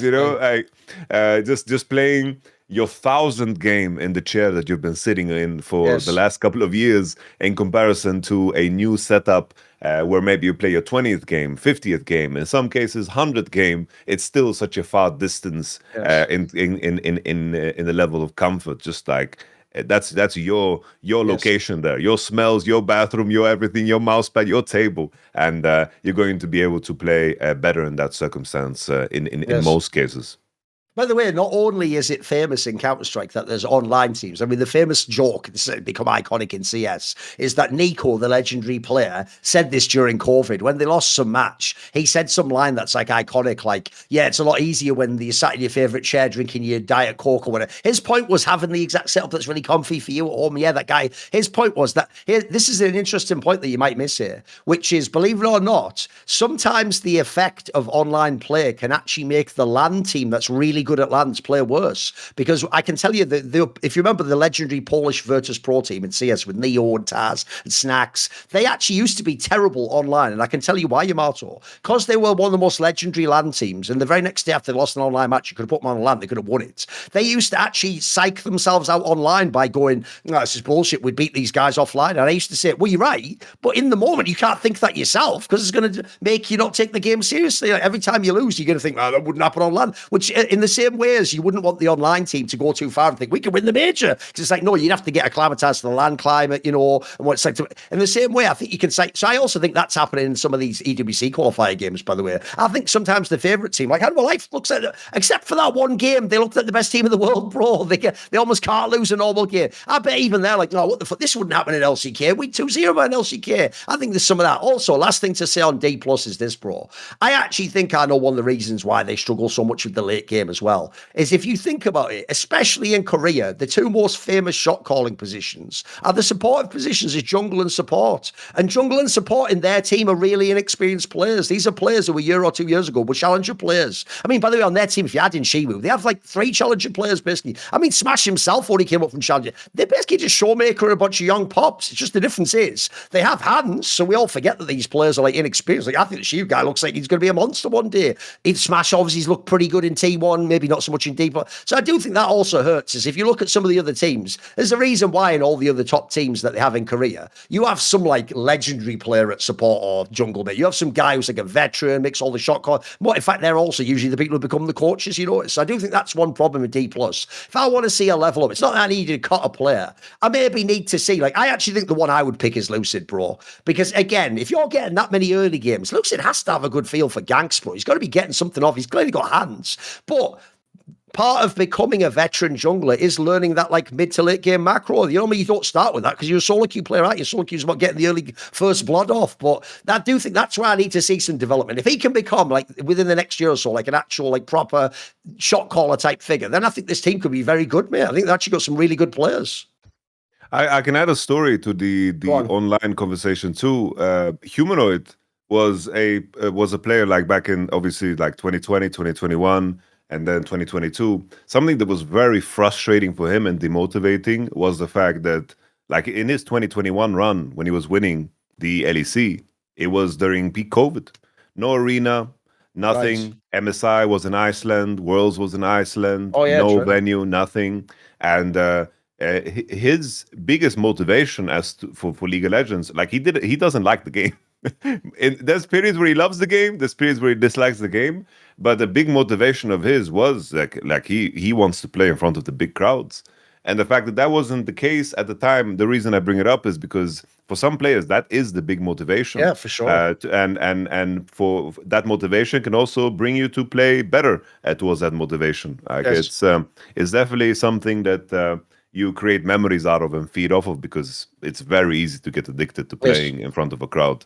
And if you don't have that pool, it can also affect your motivation, knowing that you have to play from the office. Like I can't imagine G2 like winning the trophy the way they did, and they have a Uber car like that brings them the trophy, and they raise the trophy in front of the fucking whacked, 720p camera. No, put it this way, 2 things. One, I can tell you because actually Liverpool did win the Premier League. That was during COVID, and famously, a lot of them said that when they won this last year, that they felt like they'd won for the first time actually, because the last thing was in an empty stadium with like no fans or anything. So they all felt like I didn't really get the proper experience of winning. I know what you mean. And also, similarly, I can give you a similar example during COVID. Great players in CSGO, like Kenny S, most famously, the ones who used to be every other week, mate, they were in a stadium, they had the crowd. They said the thing that actually killed them about COVID was that. It's that you had no crowd interaction. And every game just felt like a qualifier game, even if it was like Pro League or a tournament. And so that actually did. It's one of the reasons, by the way, why people like him never came back to me in top pros. They were just like nothing after that. They were like, they played a little bit and then they just quit, because actually it turned out like Humanoid. They weren't just playing to be the best at this game. They wanted like the epic moment. They wanted to have some rivalry with someone. They wanted to psych someone out on a stage or make a big play and have the crowd erupt. So I know what you mean. Also, what we'll tie this to now is an interesting tournament is the EWC qualifiers for Korea. So if we pull up this poly market, obviously, if people don't know, Gen.G's already out. And so since you don't have Gen.G, I mean, if you actually even look at it, I'll pull up the bracket now. It's actually already at the point where we have a bunch of upsets that have occurred because in the I can't find the bracket here. Never mind. Wait there a second. I'll find it as we're talking. Basically, because DPlus beat Hanwha Life, Hanwha Life's already in the lower bracket now. Let me just pull this up. I'll send the bracket there for you. Yes, there we go. Chat. So the upper bracket now is DK and T1. The winner of that will qualify. And then in the lower bracket, you're going to have BFX, Hanwha Life, winners of like a bunch of lower teams, but you've got no Gen.G already. They're not even in it. So I want to know, what do you think of the poly market at the moment says that the Hanwha Life is first, T1 is second, DPlus is down at 35%, amazingly. KT's 17%, DRX is actually higher than them. I get it's really early in the market, Sarah, but I want to know, what are Yamato's thoughts? I know, obviously, it's been hard to predict anyway, so I would say for this one, you can also be a bit cheekier with your picks, because it does feel like the results are a little bit more up in the air. You know, it's not as standard as LCK normally is. What do you think? What numbers make sense to you? Is there anyone undervalued, anyone overvalued for you? I do think that the DPlus angle is a little bit undervalued, if anything. It's just there's 2 qualification matches, right? So if DK, T1, whoever wins that qualifies. So there's 2 slots to qualify. Yes. A team like HLE has only 1 chance to qualify, and both DPlus and T1 have 2 qualification matches to play. So HLE probably will win the best of 3 against whoever comes out of KT and Bro. Even KT could cause an upset win against HLE. That's very possible, especially in what EWC is. So I do think, if anything, looking at this, especially because we already had the result of DPlus beating HLE, why not? DPlus could definitely make it through, because it seems like EWC is just playing at home, seems to make them be in their element. Oh, yeah, I forgot the detail was because Gen.G's the reigning champion, they just already get invited, basically. So that's why they're not in it. It's also, by the way, it means there's actually another spot for another Korean team. I'm with you. I actually think right now, logically, the team that is actually the cheeky value is DPlus, because they're so low right now. But not only do they have the 2 chances, with how loose that tournament looks online, it looks like they can win these matches, mate. Like, we've already seen them beat these teams. They've already beaten the T1s of the world. They've beaten Hanwha Life. So I think it's very plausible they can make it a spot. I think I would take the value there. I think I like that pick. Okay. Right, I've got a question elsewhere then, which is, we'll just round up LCK and then we'll talk a bit about some other things. Right, here's the question, Yamato. There's only 3 weeks left of LCK. Right, at the moment, the middle of the table, bro, has gotten really wacky. Because think about this. Before, the conversation was supposed to be the top 5 teams make it to that Legends group or whatever, the one that goes into the summer, that's like the LPL style Ascend group or whatever. And then the battle was supposed to be for 6th place, because the battle was supposed to be between Ferex and Nongshim, funnily enough, the teams that just did the trade. Who's going to be 6th? Right now, they have both actually lost so many games. Breon is above that. Bro, Breon's supposed to be the joke of the league. Like, everyone, they're always the meme. Remember, when they win, everyone does that whole thing of like, lol, only Breon could do it, because we're supposed to believe they're only supposed to win the one random game for no reason, and it's just some silly. They're actually ahead of like real teams that we were all caring about early in the split last year. Give me some thoughts on Breon, bro. We never talk about this team, so let's do it now. It's their moment. I think I feel like this Bro run feels so different than the previous ones, because the previous ones were very fluky. I do feel like they have consistency in how they win. And also on top of that, they've done it going 8-0. They haven't dropped the map, which is crazy to think about. Yeah. They've gone 8-0, and they beat KT, and they did it in a way that they drafted in a way that on paper looks like, ooh, you don't want a lower end team to be playing like Elise lanes and playing these nuanced compositions that need to snowball well and hit the timings on dragons. But I do feel like the collective effort here from Bro is like everyone is kind of doing their part. I thought that the players like Namgung and Casting, it seems like there is some spirit that transfers between like the lesser named top laners in the league. It's like first we start with clear, and then it went to perfect, and now it's going to Casting. There seems to be like 3-week periods where certain players are just the one of the better ones in their position for some reason. Because I Casting in Namgung, to me, I was like, oh, these players are just when they find the next player, they're gonna get benched. That's the type of vibe I got from how they played, but. They are performing. Gideon as well, playing some of the best games ever. Roamer coming in for Loki, also crucial, I think, in terms of how he supports Gideon's angles in the game, and how Teddy, whenever he has an advantage, is just playing like crazy. It's like Teddy is up there, like top 3 ADC in the league in terms of how he's performing. Because even when Bro were losing, he was always keeping them in the game, and Bro has the longest average game time, I believe, because there were often situations where they were in winning positions and just couldn't finish out against some of the best. But now they're actually finishing the games. And you mentioned that the mid-table was quite interesting, because not next week, but the week after that, we actually get the Bro versus DPlus matchup. And if there's a world where Bro end up in the like upper group, because we're gonna have the Rise and Ascend, or whatever the bottom group is called, we're going to have a situation where maybe Bro is in top 5, because that DPlus Kia match decides everything. Because if we look at the other teams, like BFX, Nongshim, it's like they have their own issues.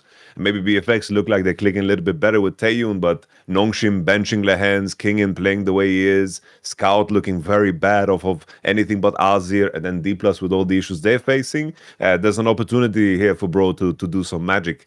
It's always fun, because you look at the coaching staff of some of these teams, and it's like, oh damn, they have Duke and Song. They just have world champs over there. It's like putting those pieces together is fun real time when a team starts to click and to perform, because both the entire coaching staff has so much experience. No, here's the thing. The reason also why I'm with you, this Bro is way better than the past ones. The past ones were just doing some Pioshik, Beryl bullshit lol. In one game, I can just do some randy ass shit and beat you, but I'm not actually better than you shit like they used to on KT for all those years in DRX. But no, the reason why this one is better is you just look at the roster. Like, first of all, if people don't remember, the Gideon guy last year was on Nongshim, but actually was not a bad player, mate. He had some good series. In fact, if you have got real deploy, you have to know the LPL. He used to even play for IG years and years ago. I think it was like 2-3 years ago now. Like, he wasn't bad, mate. He was like a prospect. So I'm actually kind of surprised. I didn't know the Sponge guy that much before Longshim. I actually thought that was like a weird move. I thought they would keep the Gideon guy and just go with Scout, but they didn't for whatever reason. Then obviously, look, I don't think the Loki guy, the guy who used to be on Cloud9, he's not that. He's just all right, mate. He's just an okay player. He's not that great for me. The other guy is clearly Teddy, as you say. Mate, I actually think Teddy, low-key, has one of the most cursed careers I've ever seen from a Korean. Because if people remember, he used to be like the hard solo carry fucking player on Jin Air back in the day, where everyone else on the team was just mid as fuck. But if you just let this guy get to a late game, he could carry so many team fights. It was nuts. But then remember, the downside was he got his chance in T1, but it was the year where they were losing the G2 and they were losing the Westerners. And because at the time, that was like, I remember, think about this coaching discussion. Bro, making semis isn't good enough for you in T1. You're not allowed to just make the semis of a world championship or an MSI. That's considered failure. So sadly, there's a reason why they gambled on Gomagumi Yushi instead. Like, they just saw it as basically almost everyone except Faker failed, because Faker is legendary, and almost everyone else lost their job because of that. Even though if you look back now, mate, there was a lot of fucking good players. What, Cannon, he's a pretty good player, isn't he? Like, there's just good players across the board there. So sadly, I do think that period sort of like made people think he's not a winner, because, mate, in these last few years, he's played for some pretty bad teams. And this split really shows it. This guy, what I respect about him is he's actually got the perfect temperament to be an ADC, Yamato. Because both in the game and in his career, this guy never gives up. He just play like he plays this. When he was playing against T1, he was trying so hard this split, bro. He just like, this is a guy where I have mad respect for Koreans that are like that. Where, like, if I was me as a Westerner, I'd go, boys, we're not supposed to win this game. Do your best, but, don't take it personally. This guy actually thinks if he plays 10 out of 10 League of Legends, he's going to win every team fight, carry every team fight. It's a mad, admirable, respectable position. You know what? Low-key, I'll give you the analogy. I've just thought it up now. Teddy is like the fucking Korean upset. No one will let him be the best. He'll never get the respect. But I'll tell you what I respect is this guy keeps picking himself up and fucking going into the next battle and trying his absolute hardest and seeing if he can win the game. Because I'm with you. I actually do think this Brion, look, I don't think they'll do it, Yamato. I imagine DPlus will still stay ahead of them and they probably won't win the games. But they didn't just get here by a fluke. They've won 5 series, guys. Some of these series were legit ones too, over like real teams. So I think they should. I thought from their wins, they at least deserve some respect. If we're going to talk about bloody Nongshim and FearX every week, since they're below them. So yeah, respect to Brion for once. Respect to the bros. The crazy thing about the format too, right, is that the rounds determine already top 5, bottom 5. So I don't mind that. I know that the like League of Legends fans, I hate the fact that there's no finals. Once again, I know, I'm with you. we're getting early on that conversation. I hate the fact that there's no finals. We're gonna sit there with question marks. But looking at the format for what it is, double round robin best of 3 determines so much. Like that I think that's a very honest way of setting your top 10 up. I think like whoever is number 1 at the end of a season has done so. You can't really complain, can you? If someone wins that many games or loses that many games, it's probably right that you were that good or that bad. Come on. Yeah. And like even if there was a world where there was no roads to MSI, and that would determine 1-2 would just be determining the teams that go to MSI, that would be like very normal if we compare it to any context of like traditional sports, because like leagues, it's like Manchester City, they won the league or whatever, but there's no playoffs, so it doesn't count. It's like nobody ever said this shit. I know. No one would ever think that, bro. No one ever says this shit. But it's interesting that it's going to be determined so fast, because I do think that DPlus bro game is a crucial one, because on top of the fact that the game score is so important, the fact that they won 8-0 is one of those things that might be a difference maker in the long run if they continue picking up some wins. There is also one game I want to ask you about, which is there's actually the one I want to talk about is this. In this upcoming week on Saturday, we have what in theory has been El Clasico for like 3 years now in the LCK. We have got the Gen.G T1 match. And in fact, it's actually a very interesting point, because if people don't know, Gen.G sort of picked themselves up since that loss a while ago. They've actually won a lot of series. Things have sort of stabilized. T1, they've won a lot of games, but they've maybe had some that are a little bit sauce here and there, right? What do you expect of this match? I feel like this is almost the perfect time for this match, bro. In every other split, it was always just, well, Gen.G should win. They always win. They're much better. They're the best team. And it's more like we're all doing that coping, like, can T1 be clutch? I actually think they're meeting as fairly similar teams right now, but I think both are in a similar spot. Neither of them are the best. They're both showing a little bit of weakness. What do you expect from this matchup? Because it should still be a super heated game. I think there is a clear ramp up from both teams. I thought it was interesting that Keria pretty much confirmed our suspicions that he said in an interview, I believe, that T1 is the team that starts practicing the latest because of all the media obligations, all their obligations. So it's nice to have that confirmed. And it's nice to see that actually has an impact, even if you're the best team, that you don't get away with it in the LCK. Of course, circling around to our conversation about how tough competition is and how hard you need to practice in order to actually, be in the loop. I think there's a clear ramp up from both teams. I agree with that 100%. I think the main thing for me, if I just look at the head-to-head, I would need T1's bot lane to just keep dominating the way they are, because they have really thumped on some bot lanes in terms of how big advantage they have. Keria, if it wasn't for how good Knight is currently playing, I think he would be in the conversation of like best performing player worldwide. It's just Knight is frying so hard. I think he's kind of untouchable now in that conversation. Keria is playing so damn well, and I think the main question mark for me is that we see occasional good performances from Thorin. He had a good Yori game, fine Ambessa game. Faker had a good TF game against the Aurora, I remember. I just worry that in terms of the solo lane matchup and the form of Owner currently, that Owner is not good enough to attack the weakness of Canyon. And I think that the solo lanes, in terms of the skill discrepancy right now, I think is just too important for what the game is. I think that Chovy is going to outlane Faker, and he's going to be able to save his bot lane from any pain, even though, like I talk about pain is not even guaranteed, because it's still Ruler and Duro, and they are also very strong laners. So I lean towards Gen.G, but not super much, because I think we've seen glimpses of like what Faker and of course Thorin can also contribute to the game. I think this really requires Keria to be in top form and also Owner to perform in top form. It just seems very unlikely now, because I do think in the recent 2 years this was one of the weakest splits for Owner, because I see him as one of the more consistent players on the team. But this split hasn't been really it for Owner. I don't think he's been as sharp. And I do think the main thing to follow is if Canyon and Owner can find champions they're very comfortable on in good spots, because that's where they still like perform really high, whether it's Canyon on Skarner or Zinza or Lee Sin for, of course, owner, even though those champions are champions that Cannon can also perform on. I do think the draft will be very telling. But if this series somehow goes to 3, I do think this is where you'll see the flaws of Faker's champion, for example. That's where you get the Aurora that everyone's going to complain about, because that's just the next evolution in the draft at that point. So we will have to see. But I lean Gen.G. Let's switch over and talk a bit about the LPL, because we just skipped it completely last week. Bro, the team I actually want to talk about, this is an even more extreme version of I'm going to talk about a team we never talk about. Bro, we've got to talk about Ninjas in Pyjamas. Holy fuck! Like, I thought this was just, they got the odd fluke win before, or teams were missing. Sometimes in the LPL, teams do get sloppy and they think you can just go 1-1 and you win game 3.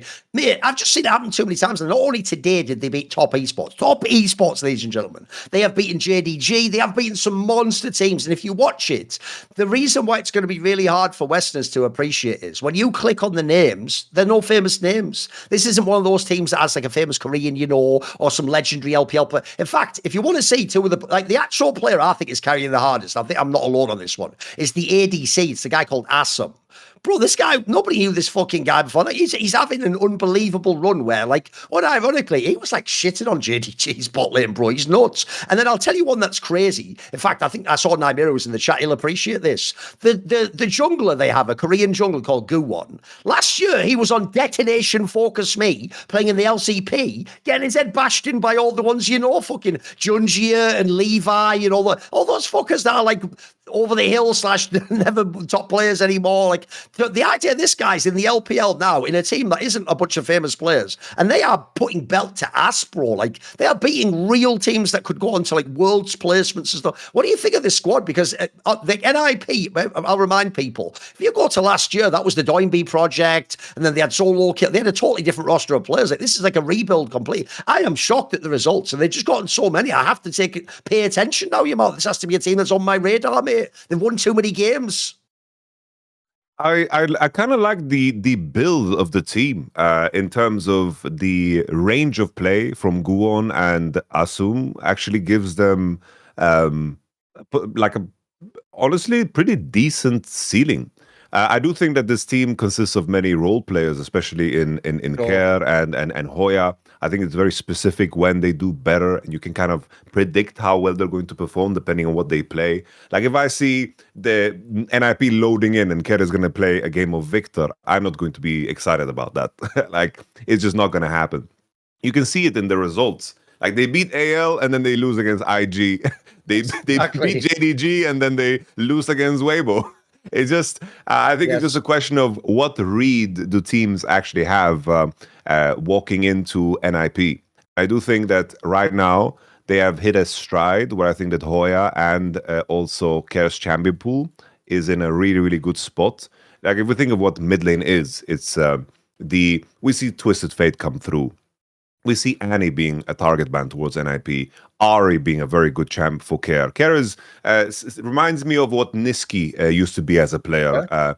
Even when Milky Way was at his best, that was when Care was playing the supportive role for him, and that was what the roster was. You just follow him around. He was just backing him up, and he was there for him.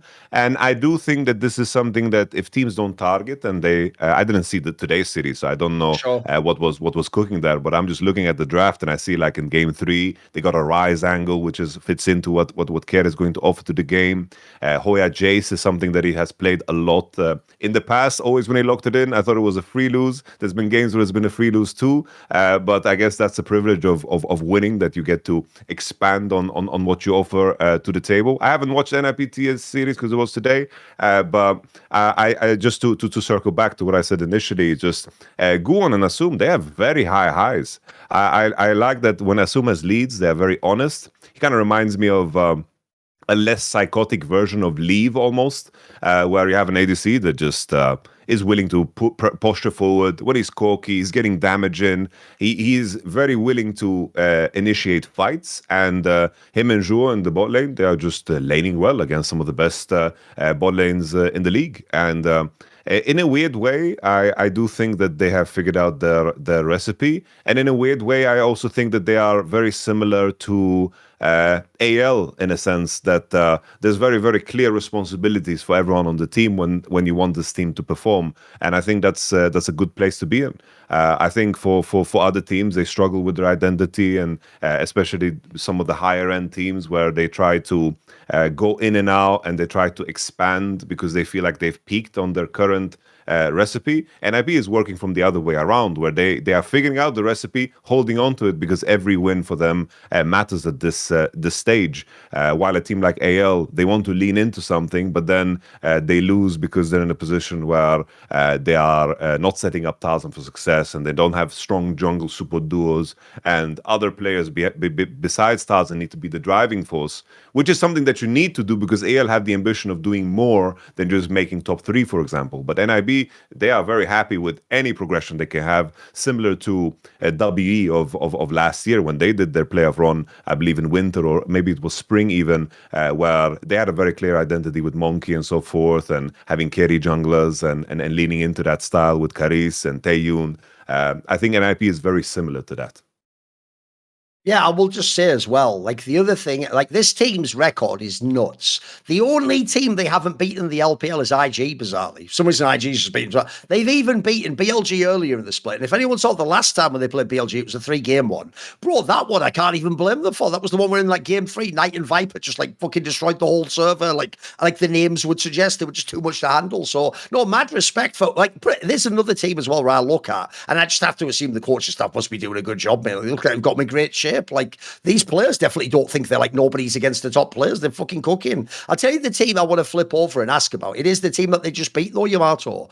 Right? We have a term for this in Counter-Strike that I notice people don't use in League of Legends. Because in Counter-Strike, you play tournaments like every 2 to 3 weeks. It means we get like a really strong sample size of how good a team is and how good a player is within a few months. Because I always say the biggest problem in League is you have to wait like 9 weeks to see if a rookie can even play in the playoffs. And if he fails his first playoffs, it's like, well, shit, do I replace him? Do I gamble at that? Like in CS, you would know within like 2 or 3 tournaments if this guy's going to serially be a choker. So one of the terms we have, since we get the more sample sizes in Counter-Strike, if you're good with a new player for the first like 3 weeks or a month, we just call it a honeymoon period, because like when the couple gets married and obviously they're having all sex and everything's going great the first few weeks, because it's fresh, you know, you're enjoying something new. The problem is, a bit like the honeymoon period, maybe after that it turns out you haven't got a very good marriage, or you don't fit really that well, or I mean, I'll give you another example as to why I think honeymoon period exists.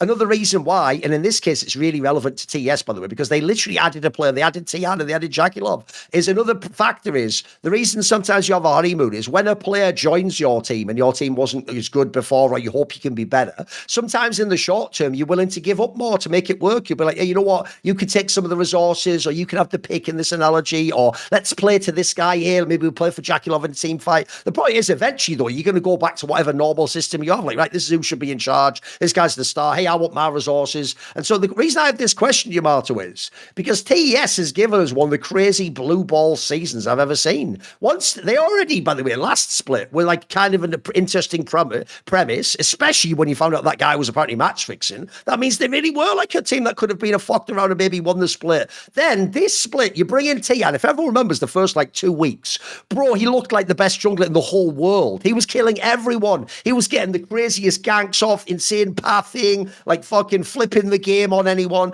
And you looked at the team and you were like, you know what? This team can be the best in the LPL. Like, they're right there. Where you had the squads like JDG and anyone's mentioned falling aside, it was like, this team could be the one that can beat BLG. They can battle them in the fire. Now it feels like that's just gone, mate. The last few weeks, like, they also have like some nightmare Jekyll and Hyde. One day they look good, and next day they look terrible. They can get shit on too bad. Where is TES for you, bro? No, it's strange because I do think that Kareem, we've talked about him a lot. Like he's playing super well. Yep. I think that the mid jungle duo together with Fengyue, I think they are doing a good job of like qualifying into games with very strong leads. There just seems to be in the in between. Like for me, it seems like top esports, they want to finish the game fast, too fast.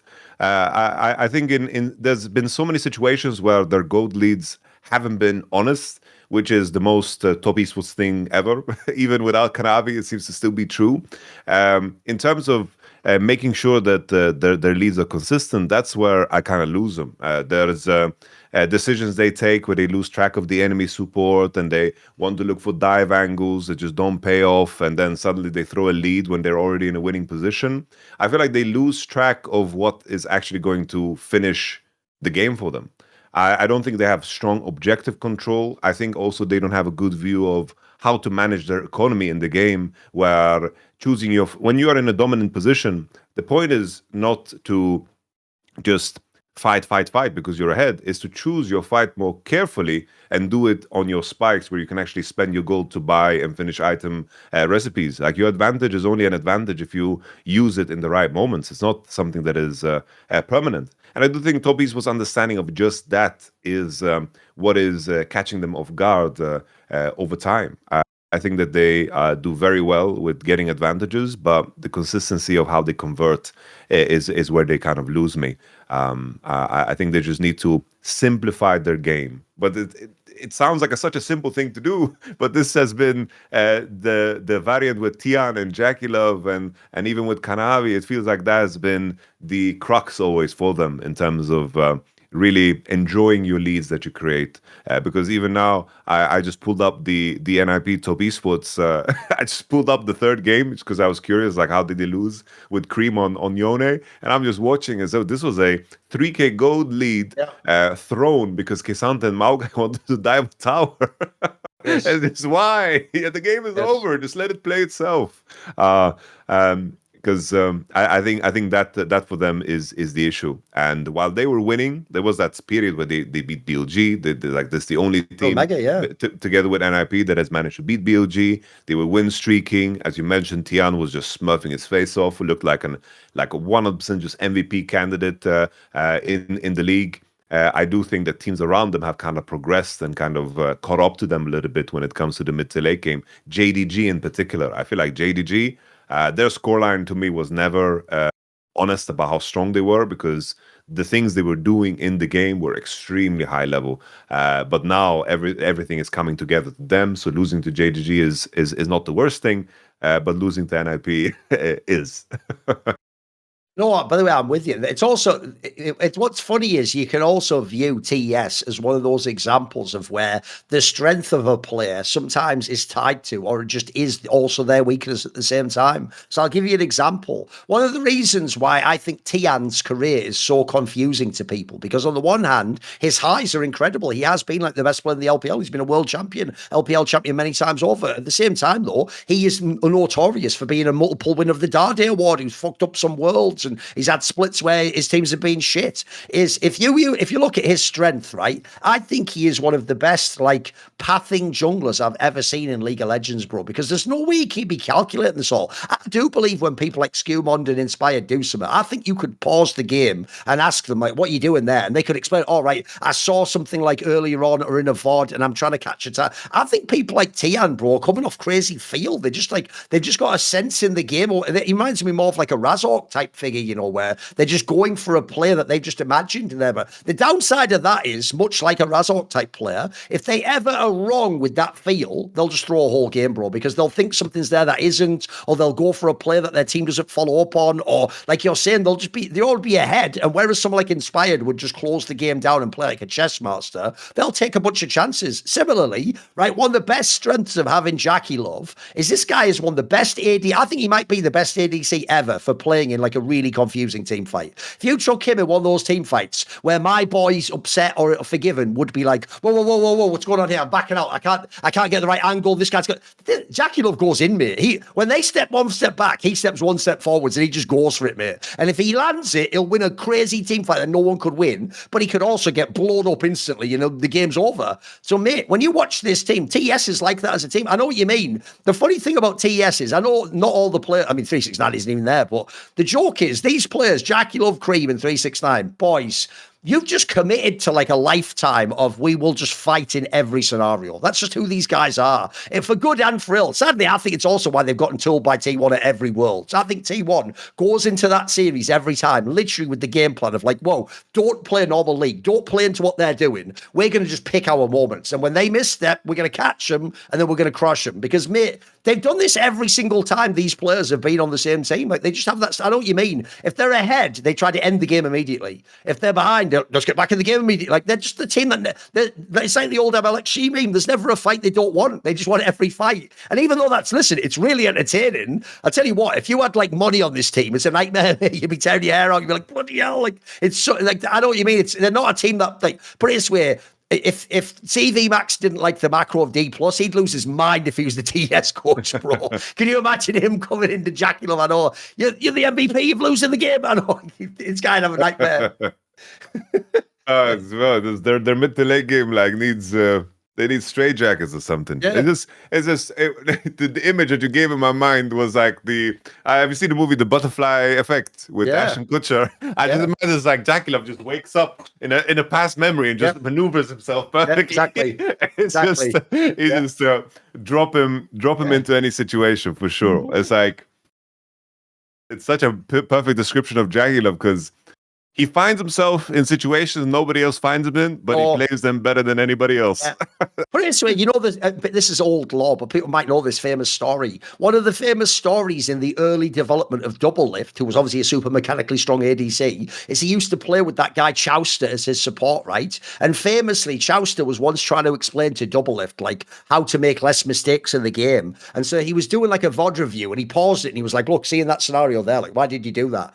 And then Doublelift was like, what do you mean? Like, I won the fight. I got out of it. And he was like, no, but you don't understand. Like, a great player wouldn't put himself in that position to have to win him the fight and get out of it. Like, you shouldn't have put yourself in that situation. And you could tell, like, he actually made, like, a light bulb go off for Doublelift. Like, oh, shit, yeah, he's right. It's not about if I could win the fight. It's like, why did I take the fight in the first place? Someone like Jackie Love, bro, never had that thought in his brain. He's just a guy where it's like, oh, I'm here again. Oh, time to fuck it. Oh, he's like that fucking GTA meet shit. Like, oh shit, here we go again. So you walked into that dragon fight, bro. Like, you could have stepped down, like, you know. But I know what you mean. Here's the thing, though. I do respect it, though, because the difference is, much like Doublelift at his peak, he can get out of some of these situations too, though. Like, I have also seen him pull off the craziest, like, base saves of all time. Some of the nuttiest, like, you know those ones where all your teammates' health bars are going down, and just as an observer, you're like, oh, they're losing this fight, and he'll just turn it around on like a Zeri and just carry the whole motherfucking thing. So when it does that, I can see why he does this style. But mate, it is really hard to win massive championships doing that, though, because as I say, if any team ever has strong macro, they can punish that. By the way, we'll flip over since you brought it up. I do think now, this is why the LPL's exciting, Yamato, but at the end, there are certain things that just remain true. Of all the excitement of this split, think about how crazy we were going with some of the results here and there. Like anyone's legend, up and down. Oh, wow, TES, they come in the league. Are they going to be really good? Oh, maybe they're not that good anymore. At the end, NIP's on the rise. At the end of it all, the final's just going to be BLG and JDG again, isn't it? Like, it just is, Jamal. At the end, we come right back to the beginning. They're just the two best teams they are. And the best thing about them, let's be real, is they have such different styles of play. Like, that actually low-key will be a fucking amazing final if we get it. Because I feel like it's obvious that's going to be the upper bracket final and the grand final. It's going to happen again, I think. I think it's just deja vu of what we had between JDG and BLG in 2023, where BLG is so hungry to beat BLG, and they seem to be like molding themselves against them in a way. There seems to be like a clear vision that they want to beat BLG, and you can see it in their approach. You can see it in the growth too. I think from a coach's perspective, to have an adversary that you want to beat regionally is such an easy motivator to pull from, because the whole 2018 Vitality year, all we wanted to do was beat Fnatic. We didn't beat them in a best of 5. We beat them in a couple of one-off BO1s, but the fact that we pursued that and had that as a vision in mind made us a lot better. And I do feel like JDG is tapping into that exact same thing. And the fun part of it all is that you have Tabe on both sides of the underdog here. I do think I'm with you. I think JDG and Bilibili just have the highest upside and the highest ceiling of any of the teams. I think that every other team is kind of flawed in their own way.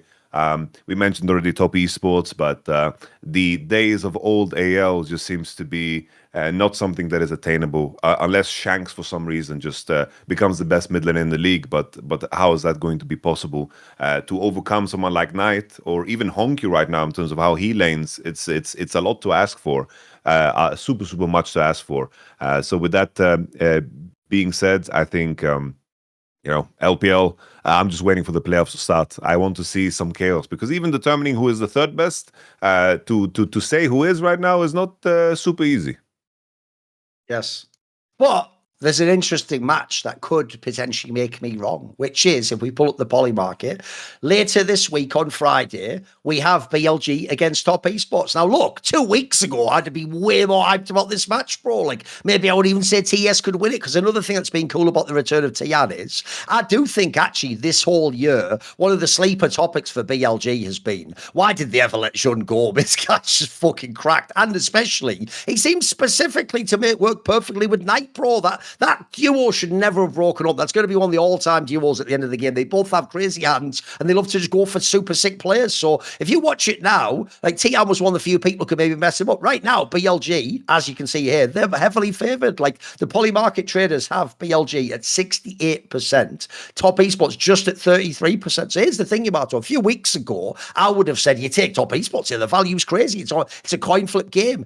Where are you at on this one? Are you favouring BLG? Are the numbers right for you? The funniest part about this landing page, right, is just the head-to-head record. It's ridiculous, isn't it? It's like the fact that Top Esports has beaten BLG, and you still have a situation where BLG is a heavy favorite. Yes. I think tells you everything you need to know about BLG. Is just they choose if they want to win or not. And the trend has always been, if BLG lose against you once, they're not going to let that happen again. Yes. There is you hit them in the pride. So they have reasons to wake up for this. They have reasons to play hard here. And I do think that BLG is ramping up and doing better and better, and are preparing for playoffs, which is very clear. I think Top Esports is currently based on their peaks in this split, I do think that they're in a little bit of a slump post honeymoon period, as you coined it. I do think BLG should just win. I think anyone predicting Top Esports to win here is doing it on some voodoo shit, you know. Yes. It's doing it off of I'm hoping that BLG don't care, and that's what it is. But BLG should be better in every aspect. I just don't see the edge to come through. I really don't see the angle where they should be better.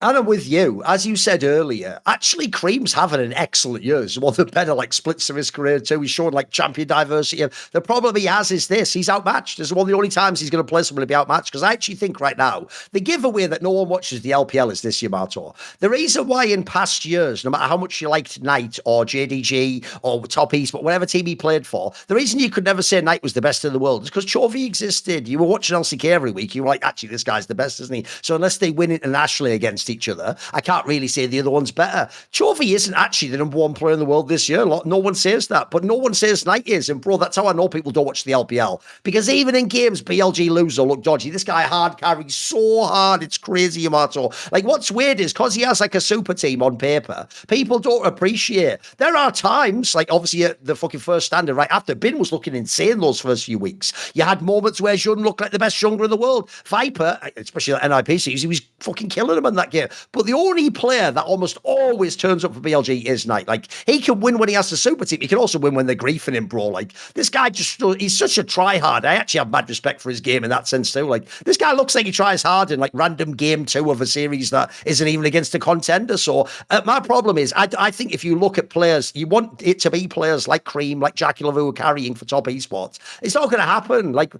Knight's way too good. And if Viper ever turns up, it's game over, bro. We have 2 players that are as world-class as that. So I think the numbers are right. I would take roughly about these numbers. I'd take BLG all day long for this one. I still think it's pretty good numbers overall. I don't think Top Esports going to win it. If they do, fair play. What do you think on that, though? Knight, best player in the world? I agree. I mentioned it before with the carrier discussion. I think Knight is the best current player in the world, for sure. I think BDD was in the running there for a while, but I think he dropped off a little bit. I think Carrier's up there too. I don't think we can take any Western players. Like, I'm not going to throw Nako into the picture. Like, it's just not going to happen. I think HLE, you know, if anything, like Zeus is standing out there as a very strong performer. Gumayushi as well. I think they have been at the top in their position. But I do think collectively, HLE is just so damn good. So it's hard to handpick someone. But if anyone, it would be probably Zeus or Gumayushi. But I do think top lane just carries a bigger role. I think Knight is the one. I think Knight is, as you mentioned, it's like there are games where they play against weaker teams that is like, oh, what the hell is this guy doing? It's kind of like not, is he serious here? And then it's like, Knight is just the floor that is so damn high that no one seems to be tall enough to ride, even when BOG tend to be kind of like whatever in their play. And the range, it's like I mentioned these champions for care. The strength that Knight carries over the top mid lane is like, if he has a strength over Chovy, it was always this type of a meta. If it's like Ahri, Annie, these kind of engaged mid laners, I do think that Knight is just simply the best in the world at that. We saw it in JDG 23. That is the legacy of LPL mid lane, right? It's like the supportive, engage heavy mid lane. And it's not that Knight is fantastic on everything else too, but that's just his essence right there. That's his thing, the engage mid laners. And he gets to play them. I love his Annie play. I love his Ahri play. Even Twisted Fate is getting sprinkled there. He just has such a wide range. His Aurora is like just amazing. Just such a big range of champions. There is nothing that doesn't excite you. It's like even Akali. It's like, there's so many champions that stand out as just, if a player had a game like that, it would be like his legacy game, but he's just dropping that on a Tuesday. You know, since obviously, as usual, with all Western drama, somehow Cagel gets involved in it. You know, he makes a comment on something, people bring him up, he gets dragged into things. You know what I've actually learned, not about Cagel's casting and co-streaming career, but about his playing career. Obviously, he taught us all the value of knowing the right moment to cancel something. Well, you know what? Cagel back in the day would have loved our Esports and Rocket Money, because one of the things I find really annoying about the internet, sadly, is there are so many things, so many subscriptions, so many things you pay for, where once you subscribe to it, maybe you even want it at that point in time. Maybe for the first few months you're loving this podcast, maybe you're loving this service. But the thing is, because we're all doing a million things on our computers, sometimes eventually you realize, oh, wait a minute, it's been like a year. I haven't even logged in and downloaded that podcast. Oh, I don't even use that service anymore. Or maybe I had like a language app and then I'm not going to go there anymore, or it turned out that language wasn't for me. The real problem is keeping track of all that stuff and then being able to actually cancel them and to figure out, wait a minute, what ongoing subscriptions do I have? And sometimes you'll find, if you go and check your bank rate, oh, wait, I have like a $10 one from a premium part of, like, you know, member section from a year ago that I'm not even that into that anymore. Or maybe this season I'm not following that sport or something. What is brilliant about Rocket Money is basically it has all the tools to help you figure out what are you subscribed to.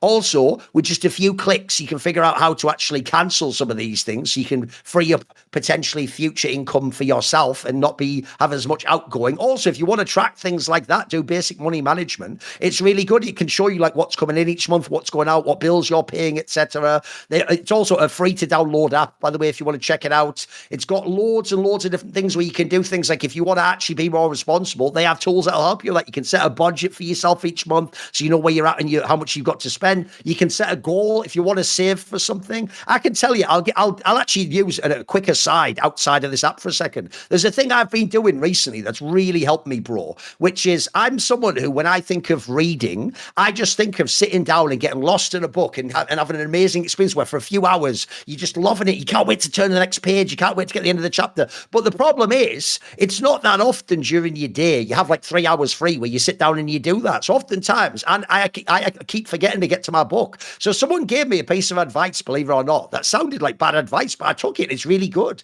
They said, don't put that stress on yourself of like, I have to like feel the vibe and then sit down and get lost in it.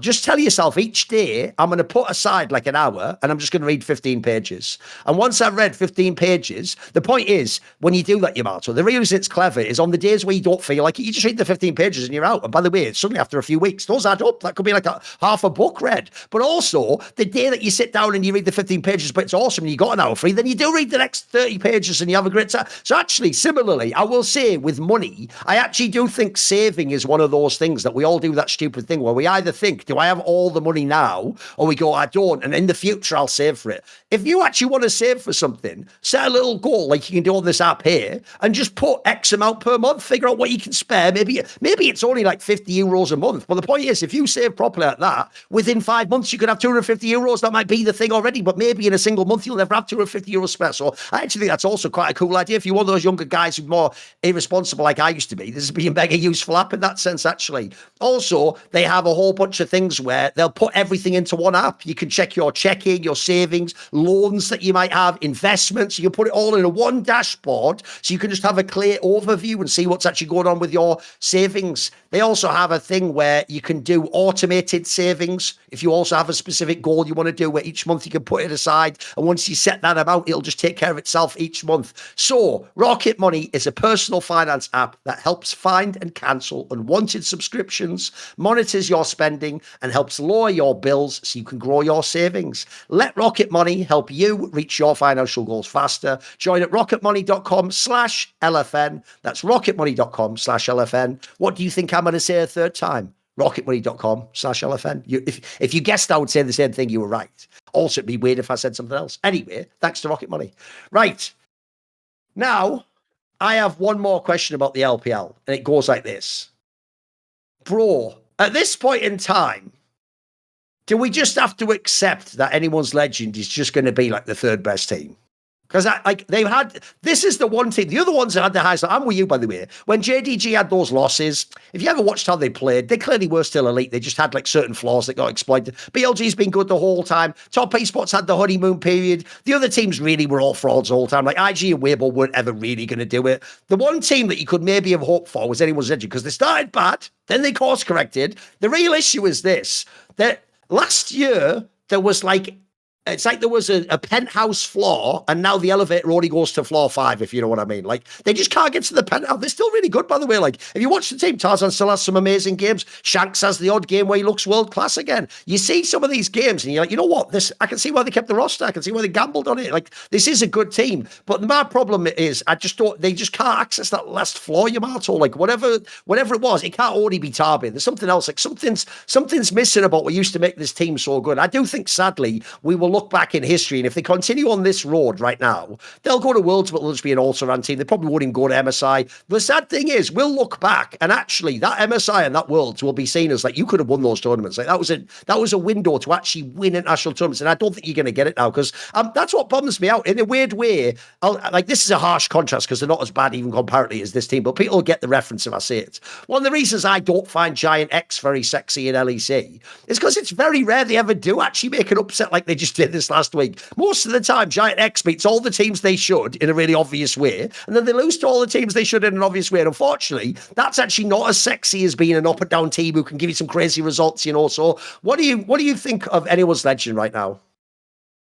Yeah, I think the meta of last year was much better for them than it currently is. I think this team is not meta-proof. I think that it kind of like it just you created a scenario where I think a lot of things went right for you last year, because even that MSI, I think the meta was just right for them. The three best top laners in the world were Flandre, Doran, and Keen. Keen just being just a Swiss Army knife, being able to do everything, but Doran and Flandre being very strong, weak side player in a lane swap heavy meta.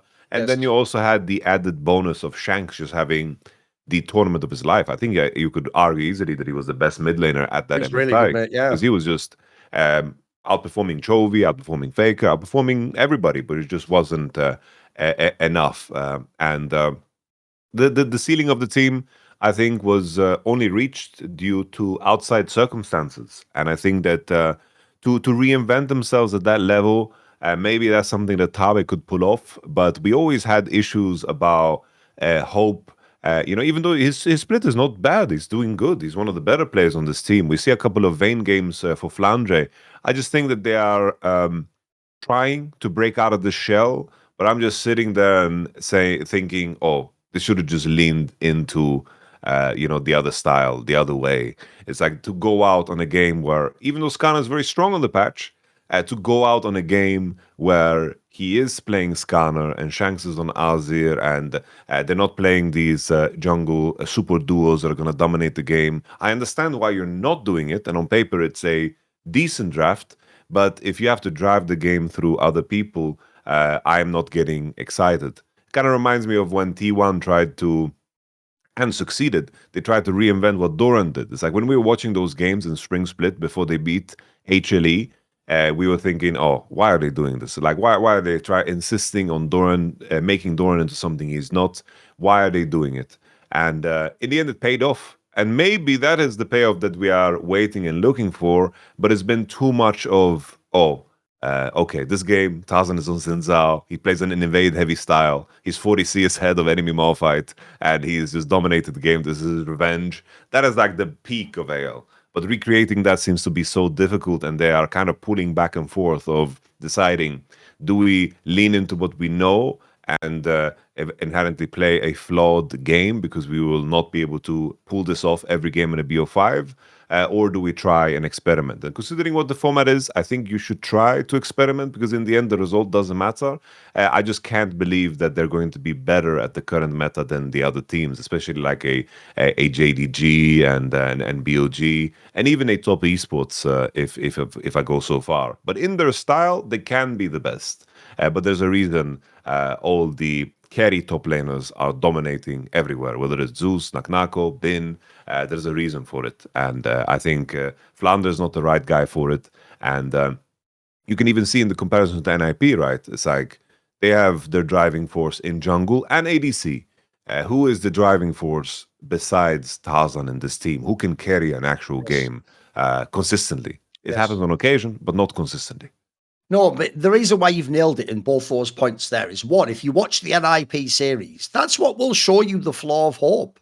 Because the Assam guy tears his ass up, bro. That guy's a stud. Like, that's one of those like Chinese ADCs that you're like, these are the stories you hear about. The Hope guy, his problem is he's clearly supposed to be like a role player ADC for me. Like, he doesn't have like the 10 out of 10 hands. He doesn't have the super killer instinct. Like as much as you like, I just complained about the flaws of Jackie Love. Bro, they wish they had a player like Jackie Love in this team. They'd win a lot more games. And I'm with you. The main problem is this. Not only in their team are they way too often handicapping Tarzan with his champion pick, but it's even worse in his team because he sometimes needs to be the carry threat. And as you say, they're putting him on meta champions that are strong. It's just that means then you don't have Tarzan on a strong champion. Right? We have a problem similarly in Counter-Strike that's one of our biggest pet peeves ever, which is where you have that scenario where you don't all have money for guns, say on T side, and then you let like the superstar player has like a pistol, like a deagle, and then the in-game leader who's not a good frag, he has the AK, and it's like, bro, give him the AK. Why have you got it? So in this scenario, right, that might seem unfair because maybe in this analogy it was even where the player who had the money is the one who bought the AK, you know.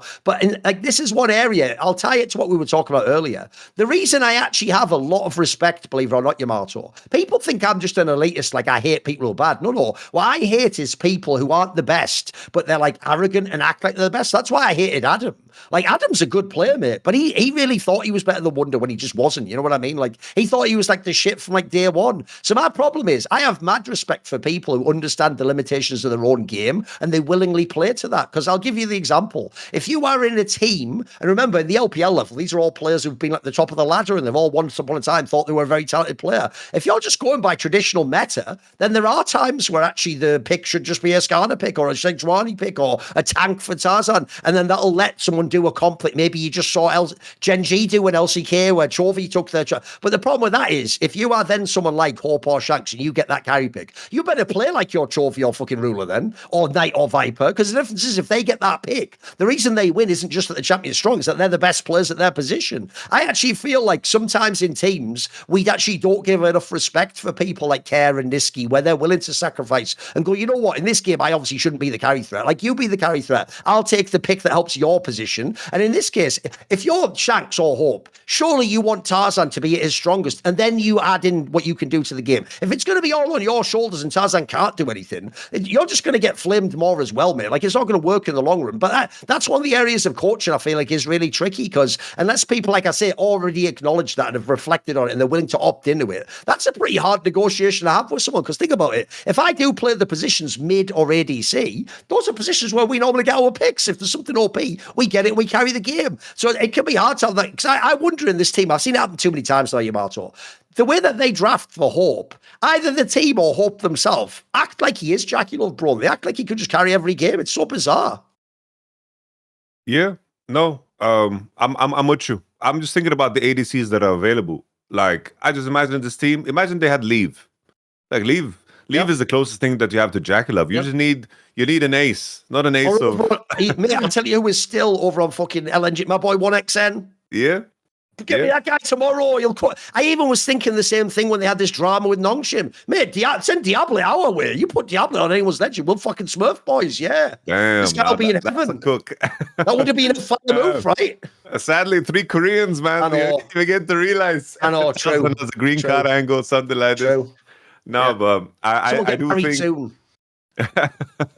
Come on, Tarzan. If you're willing to play a Skarner and a Sejuani in a game you obviously can't win, surely you're willing to get married to win worlds or something, bro. Come on. What level of commitment are we talking about here? I know. I thought you were about to say, if you're willing to play Sejuani, you should be willing to get married to a Sejuani just to win. Okay. Listen, Yamato. A few years ago, I would have said something like that, but you know what? Even I've learned to, where the line is. Exactly. Even I know. Don't go full Jackie Love. Don't send it completely, bro. Exactly. I was just Lance Armstrong showed up again. It is what it is. Listen, it is what it is, bro. It is what it is. Yeah. Right. Okay. Go on. What are you gonna say? I can understand the need and the feeling to be like, yo, let's run it back after a year like that. But this is the poison, right? To be bold enough to make a change. These are the pivotal moments, because otherwise you're left in a pocket of stagnation, because they made worlds, they had the splash, and this is like the pivotal moment where, like, I'll give you a good example. Happens, Yeah. I'm thinking of it right now. I'll tell you someone who still doesn't get credit because people forget the order of things. Bro, the biggest credit ever in the West should still go to G2 for having the balls to remove Yike and gamble on Skewmond. We all now know a year later it was the correct move. Like, look, he actually looked at one of the best junglers in the world recently. He carries it. Like, Yike wasn't doing anything wrong, guys. He was playing a good game. In general, even internationally, he was a good player. Yeah, they had the odd mismatch, but you would have been totally justified as G2, who, remember, was winning almost every single split they played. I think they lost like one split with that guy. It was crazy. They would absolutely have been justified to say, we'll run it back. Next year, the third year's the charm. This time it's going to, but they didn't. They realized they saw how much they played together. They saw, right, here's the highs.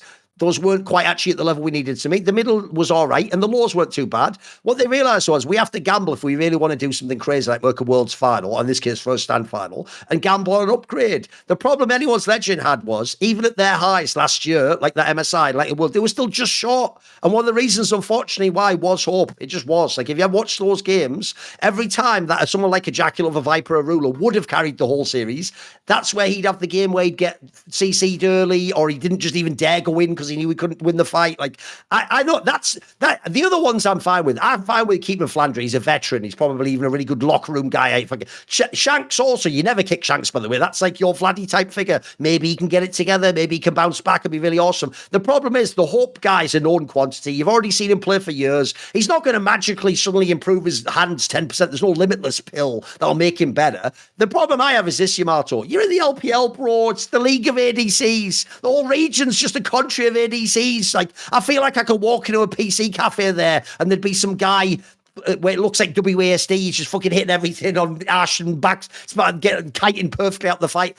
Come on, get a better ADC. If you gamble on a better ADC, anyone's engine could win everything, for real. Like, if you actually had a world-class ADC, I think this team could win worlds, man. It's real. I think that's possible.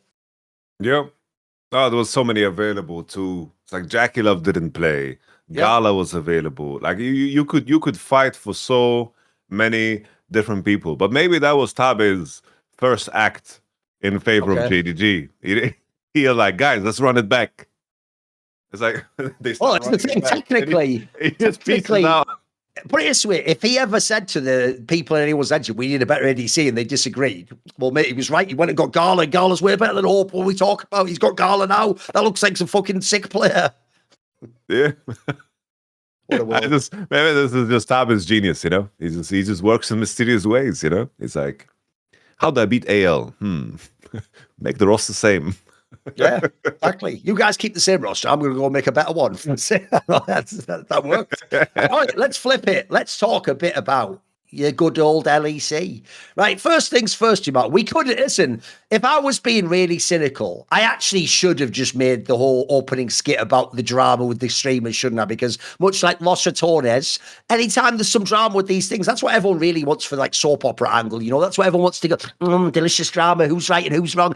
Notice, by the way, it's never really who's right and who's wrong. It's who's a piece of shit and who is a godlike Jesus-esque martyr who never did anything wrong ever. And is like, we're already in like extreme territory. Like, I feel like I'm listening to two K-pop fan groups argue about who are the best K-pop singers, and I'm just like, I don't care about either, but okay. So for this homestand, we obviously came up to the Madrid homestand for MKOI. Now the problem with this obviously is the KC homestand a few weeks before was really good. It all went awesome. Like, they had the fans there, the matches were good, it was cool for KC. Coming into this homestand, the big problem we had was, right, I will correct this for people who don't know. On Friday, there definitely were some times and some pictures that were insane, where there was almost no one in the whole venue. Even when people were coming out and doing those, like, hyping the crowd, there was no crowd to hype up. They were doing the whole, no, welcome to the stage in Spanish, but there was like, it looked like there was like 100 people cheering or something, bro. Or it looked like, you know, it was people from the teams cheering. That was mainly because it was Friday, to be fair. Like that. Look, I will say, I think it was a bit silly to book like G2 versus MKOI or whatever it was, like on that fucking match, or KC, whichever one it was. That was like an insane match to put at 4 p.m. or whatever it was. But I will say that happens in Counter-Strike too. In Counter-Strike, if you do a match on a Friday in the playoffs, usually it's only the later match that people are out of school and work. Otherwise, people can't go to the venue, and they'll still buy tickets because people tend to buy tickets for the whole thing. But they'll just come on the second and so in this case, Saturday and Sunday. And I will say, if you watched on Saturday and Sunday, there definitely were more viewers and more people turned up, and it wasn't that big. But that already was what started this drama, because then we had this scenario where, like happens every other bloody week in the LEC, anytime there's something to do with the French, then the Spanish either get salty or insult them, or anything there's anything to do with the Spanish, then the French get salty and insult them. And then we have this like almost fucking ethnic war within LEC, which is a bit awkward, unfortunately, especially because, again, from the outside, Yamato, I'm just like Godzilla gif, and I like, let them fight. Like, just fuck it, I hate both fan bases, so let them just fight each other, mate. What do I care at that point in time? So anyway, they were going mad on each other, and this actually yielded some drama that I want to start with before we even get to the bloody matches of the homestand. So the drama is, there was supposed to be, by the way, great idea, a show match between Kometo and Ibai. That actually sounds like a very clever idea, by the way. I mean, you could get crazy viewership. Imagine how hype that would be back. And the problem is, because of comments made, I believe it was initially by like, I think Kometo maybe made some comment about like how many people were in the venue, and then Ibai went back at him like on social media. Basically, it ended up that they did like Kometo, it was implied just like in a huff, was like, well, we're not playing the show match then. It's off. Now, what's weird about this, I'll start here, Yamato. I actually genuinely thought this might not be real. I remember seeing it and thinking, wait a minute, is this like some Jake Paul shit where behind the scenes they've agreed, like, let's pretend to be mad with each other? But in fact, you know what? I'll tell you an example. Do you know, me and Loco actually did this once. We did a fake work where we did a show called Listen Loco, and at the end of it, because in real life, like 3 months earlier, I had actually got really annoyed with Loco one time when I was really tired at an event in China, and I was recording at like 9 in the morning after being up all night, and Loco was pissing me off. So one time I did just quit the call, like, you know what, fuck you, Loco. And I just hung up the call like live on the stream, and it was a mad drama. So what we did is we did a fake version of that at the end of Listen Loco, where we were like, you know what, well, you know what, because the guest we had was that guy Jensen Go from like Taiwan or whatever, and I was like, well, you know what, Jensen, go fuck yourself or something, and I like ended the episode, right? But it was all a work. It's because we were going to do that Summoning Insight in a studio with Monty in LA. This wasn't announced yet, and we knew we were going to have Loco as like our third guest, as the permanent guest. So we set it up to be like, later on we did a stupid skit where it's like Monty calls me up like, it's all right if I invite Loco, and I'm like, whatever, you know, like we did a whole stupid skit like that, right? I thought it was going to be like that, bro. I thought, wait a minute, these guys normally, everyone always tells me I take the drama too seriously, and that they're just taking it as like it's just fucking free promotion, and it's just a way of, you know, stimulating fan conversation, and it's a way of building up the hype. So I actually wondered, wait a minute, is this a work? Are they going to do all of this back and forward, and then right on the night before, is Kometo going to go, well, you know know what? Actually, fuck it. I'll see you in the arena tomorrow. And they'll be like, well, I'll see you there, bitch. And then it'll be super hype and you'll be like UFC, and you push it at the weigh-in, but you still go to the fight. You don't cancel the fight and fucking go home. They actually cancelled it. I want to know, what's the amount of thoughts on this drama? Where are we coming in, boys? I feel like it's also damn silly. I think it's very strange because I look at these two entities and I thought and I think to myself that they should be so business minded, especially at their size, their level of success. I figured that everything is a calculated move. Where I think it also bleeds into how the fans interact, because I think that your reflection of like your worst, let's say, actions publicly is going to be like tenfold from how your fans are going to like do it. And in regards to the entire drama, it was very strange because it's like Ibai started with going after Casey because of Trayton's tweet, who is affiliated with G2, and Ibai just saw a French guy flame the event, having no fans there because it's a Friday, and the details, as you mentioned, it's like you buy a 3-day ticket and so forth, and it was 4 p.m. on a Friday. Obviously, all of these details mattered, and for some reason, Ibai started talking bad about Casey, and it was very light. It was like, Casey's a shit team, and that's about it. Like, he just called Casey a shit team. It's like, that's your rival. I figure that's normal. And then, of course, Kameto didn't fly in yet, and apparently he had earlier problems with Mad, like MKOI, because apparently the roadshow they did the last time, his like booth and whatever he could co-stream from was apparently like very poorly set up. He had a lot of issues. So he already had like disturbances and annoyances and concerns about going to the event in the first place. And I think that he came from a position where I'm going to your event to make your event better without getting paid. And I'm just doing this as a favor and doing it for the fans. And you are now disrespecting our team. I think it's just like a question of the power dynamics that made Kameto just take the easy way out. It's like, why should I help him? I'm just going to not go, and I'm going to use this as a reason, even though I said and we agreed that we're going to go. I think it's like, I understand that perspective, but I think it's a shitty move because at the end, in the end of all of this, I think you're running a business, it's entertainment, the fans is what matters. And regardless if it's Koi fans or Casey fans that were supposed to be there, they were promised a show match between these two parties. You're not doing a favor in particular to... it starts out as a big favor to MKOI and Ibai in the moment because it's at their show, but it ends with people buying tickets to show that. And I think honoring the promise to them, I think, is a crucial thing in terms of driving business. And I think that's the weirdest part of this, is that everything comes across as if they are, we had a rivalry, like how I would compare it, like Messi, Ronaldo. There was a respect, but they drove each other to be better. And you didn't need to speak about the importance of Real Madrid versus Barcelona. Nothing needed to be said. But at the end of the day, there was always an avenue of like, the match is over, let's go the path of respect, right? And I feel like the way things are being handled is that it goes into a direction of we're just enemies no matter what. Because even like just in terms of how Casey moves, they posted this video of like filming Cadril after the match in backstage, which is such a fucked move. Or like clowning on the teams that went to international events out of Europe. They're making like enemies out of everybody. Yes. Yeah, it's like making enemies out of everybody isolates you. And I think that same behavior is also then done by the fans in a more extreme fashion. And I think always you need to be able to sell things and you need to be able to build excitement and do that.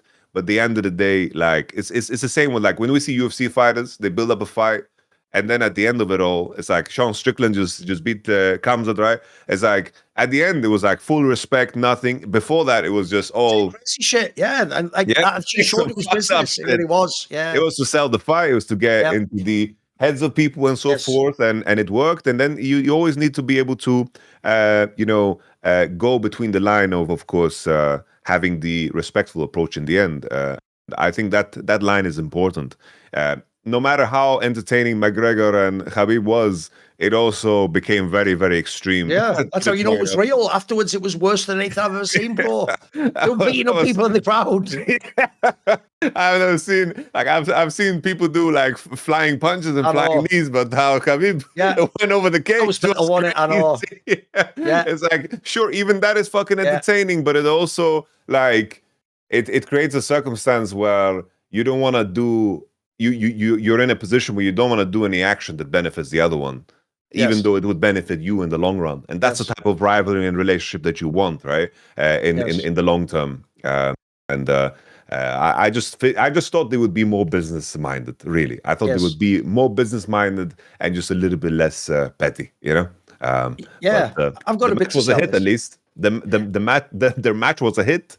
It was exciting. It was really hype. But I'm just thinking about the long term. You know, you need to uplift the LEC. You know? I think it's in the benefit of everybody. Like, to me, I agree with you. I think it's so short-sighted to actually make this a real beef, not even just like a thing. Because here's the other reason why. When you're at the level they're at, bro, you can just DM each other. You can instantly just DM each other and figure this out. If I have a little tip for you, by the way, people are going to think, well, you're a hypocrite, you don't do the story. Actually, yeah, that's because in most cases, by the way, I'm not ever the one starting these dramas. People start dramas with me. And I always say I end dramas, bro. I don't start them most of the times, right?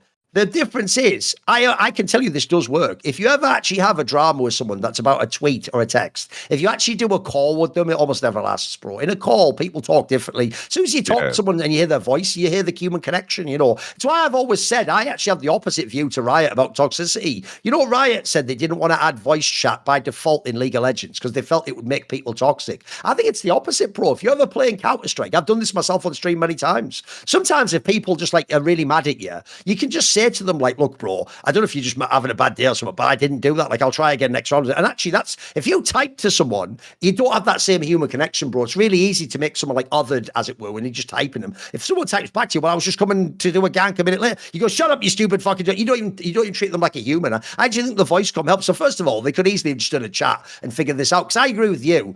Even though in theory, I can see if you're Kometo, the logic should be like, look, they don't have any bloody fans in the arena anyway. What, they're going to disrespect us and get mad at us saying something? Well, fuck it, then I'm not going to go to the thing. Yeah, but at that point in time, you're not just striking back at MKOI, are you? You're striking back at your own fans that wanted to see this. What about the French guy that went to that arena and wanted to see you play this match, or is going to watch online and wants to see this cool epic battle between Kometo and... I think you also owe it to your fans that you've sort of sold them the promise that you're going to do this cool show match. And then I'm also with you as well. You've also got to realize it is business. Like, at the end of the day, in an ideal world, you both want each other to exist. If there was actually only KC's fan base and MKOI's fans disappeared tomorrow and it was more like Heretics where they're Spanish but they don't have a giant fan base, that wouldn't be as cool. It wouldn't. Like, that, what you actually do want, like you're saying, you want Real Madrid Barcelona so that every time there's El Clasico, it doesn't matter just for like the cup final. It matters in the regular season too. It's a really important match because it's about bragging rights. It's about being able to talk shit to the other fan base. And lastly, you nailed another thing I want to bring up here,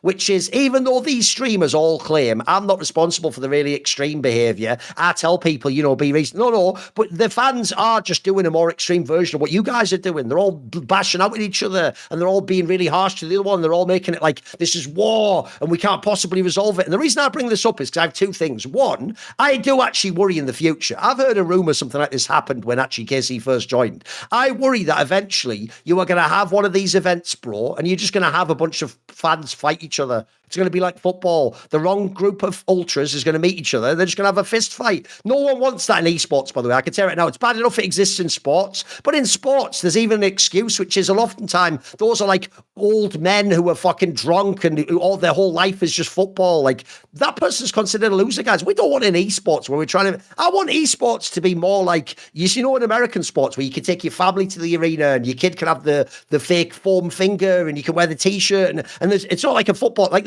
put it this way, there's certain football grounds in England, like a famous one is Millwall.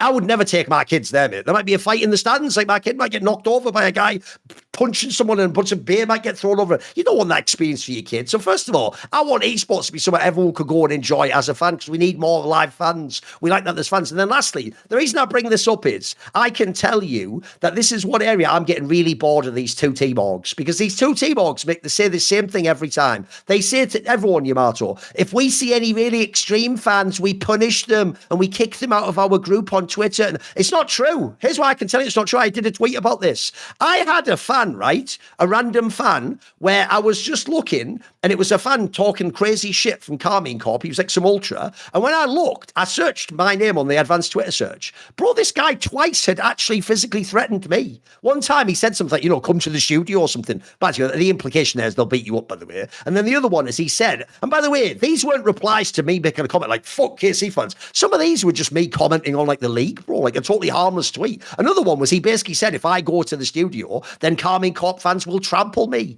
Right, here's the problem with that. When I looked this up, that wasn't a random 12-year-old on the internet like you're all going to tell me it was. This was a guy who was a KC Ultra who goes to events like their homestand. He was at their homestand with all the flares and shit, and he was one of the central people in all the photos of all the Ultras. Like, he was like one of the little like ringleaders of their group. So in that case, he's someone, by the way, who they're not dealing with someone like that. Like, that person's actually getting to be sort of like a community leader almost, and they're just turning a blind eye to it. And here's the thing, I'm not ever going to go to a KC homestand, mate. No one's going to trample me or beat me up. But one day there's going to be a scenario where listen, it might all just be bravado on the internet. Maybe they wouldn't do anything. But one day I worry that actually some fucking fan of a wrong team's going to go down the wrong corner and he's going to be surrounded by a bunch of these fuckers. And even if it's not like actually they get beaten up, I also don't want it to be like, if anyone's seen it, this happens with the New York Knicks, bizarrely, in New York in basketball. Every time the Knicks are good, when they're walking around Times Square, the downtown area in New York, if they see someone wearing a jersey of the team that they're playing in the playoffs, they all like surround them like school and like make fun, go, hey, look at this guy here. Hey, look, he's a freak. Why is he wearing this jersey here? And they all point at him and follow him. That's just weird, man. We don't want that shit. Like, keep that shit out. By the way, to summarize the whole topics, I think it all ties together. Keep the drama around the game. Have a bit of beef on Twitter for fun if you want, or to say fuck you. At the end of it, like you're saying, be smart and understand we both need each other to do business. We want to make the whole region bigger. We don't want it to be that KC's the biggest thing ever. We want it to be that EMEA's the biggest thing ever, and then you're the biggest teams within it. That's the dream. And then lastly, let's just make sure everyone knows the line is just talking shit. But at the end, we still play the match, we're still respectful, and we definitely don't attack people or threaten to beat them up. That's totally out of bounds. It's unacceptable. I think that's where the line has to be. Because I also think, by the way, in an ideal world, I wanted it to be like what it looked like from those KC events in the off seasons in past years. You know, when they do it where they boo T1 and they boo G2, but they did it in like a fun way where it's like you boo the enemy because they're playing your team. I never thought they were booing them because they hate Faker. You're just doing it because it's like, we're going to boo anyone. We'll boo Caps even for fuck's sake. You want it to be fun, though. It's like put it this way. This is actually a thing that English people. This is why we consider the French our enemy, because it's like a frenemy scenario. Yamato, they're our favorite enemy. We don't really want them to not exist, because then who would we complain about? Who do we compare history with? Who do we talk about old battles with? We want them to exist. Look, they're still going to be our enemy. That's their job, is to be our enemy. And by the way, our job is to be their enemy. For them, we're supposed to go, the French are all arrogant and fucking eat shit food, and then they're going to go, wow, you're talking about shit food, and plus you're all just fucking, I don't know, fat and haven't want to warn you, some shit like that. You're supposed to have that like slightly barbed, but like it's supposed to at the end be like, well, whatever, at least we're still better than Germany. That's what you do at the end, like, yeah, you can all get together and say, at least we're like the joke in England and France is go, at least we had the top two empires ever. We'll decide whose was better, but we didn't have number one and number two. We win that, don't we, guys? Heal the wound.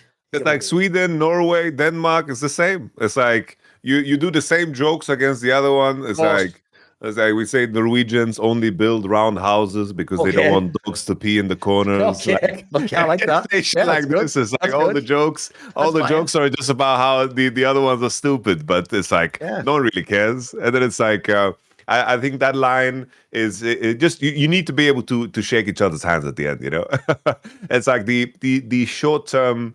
There's been definitely been rivalries where people get like really pissed off, and they've been fun to watch. But there's a great risk in that. Like I remember like the DC John Jones rivalry. course. It's like whenever DC was commentating, he didn't bring anything personal into it. He was still praising John Jones, talking very about it. professional. Like Yeah, very absolutely. professional always. But it's like when they were fighting and so forth, it was very personal, whatever, and even now it's like there was like a recent like moment where like DC and Jones were like together, and he's like bringing up that he's like getting roided up and shit like to his face, and they're still having a good time, having a laugh at it, even though from DC's perspective he has every reason to feel fucking wronged about that, to be able to have that water under the bridge and having that angle. It's like to be able to put them in the room together at this point that's a very important part of like the continuation and nostalgia of that 1v1,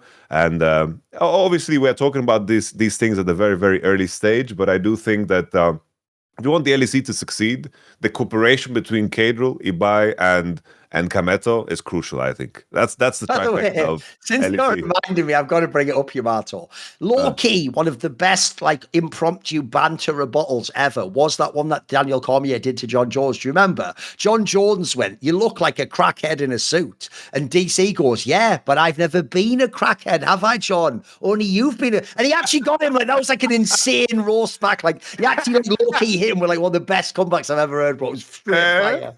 Because think about it, right? The reason why that was even almost like an example of how banter works is because obviously John Jones was better. He was winning those fights. Look, and there actually were close fights that people don't know, but John Jones did win them. So you'd think normally it's hard to talk trash if you're the one that loses, but actually DC found the angles, as you say. It was like, well, you were on steroids anyway. Fucking, in this case, you're a piece of shit human being. You're a cracker. Yeah, that's actually a pretty good angle to go with. But I know what you mean. The difference is they always appraise way. If Daniel Cormier hadn't retired, they would have done a third fight, in my opinion. Like they understood that that's business. We can both get really rich exactly off this drama, not in spite of the drama, because of the drama. In fact, here's the saddest thing of all. I'll tell you the last thing I want to say on this topic, Yamato. I hope that both these parties learn the lesson of what happened at this event where they didn't do the show match, and then they actually come, and for the next time there's one of these events, they agree privately, let's do a fun version of that, but then have the actual match at the end. Like, won't the match be super hype if we actually build it up and we can do a fake version of that? But at the end, we all agree. And also make an agreement that after the match in the venue, you do a thing like, oh, when we're in the match, Carmine Corp and MKOI fans, we should all be against each other. But aside from that,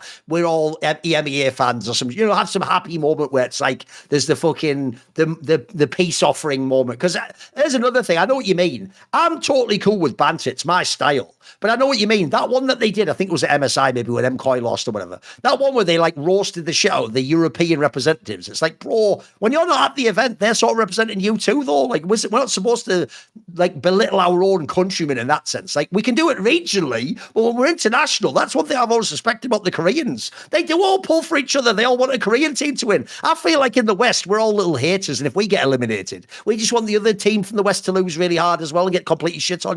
We're actually sort of like, we're not doing a very good job on that one. I feel like we should be more responsible. Come on.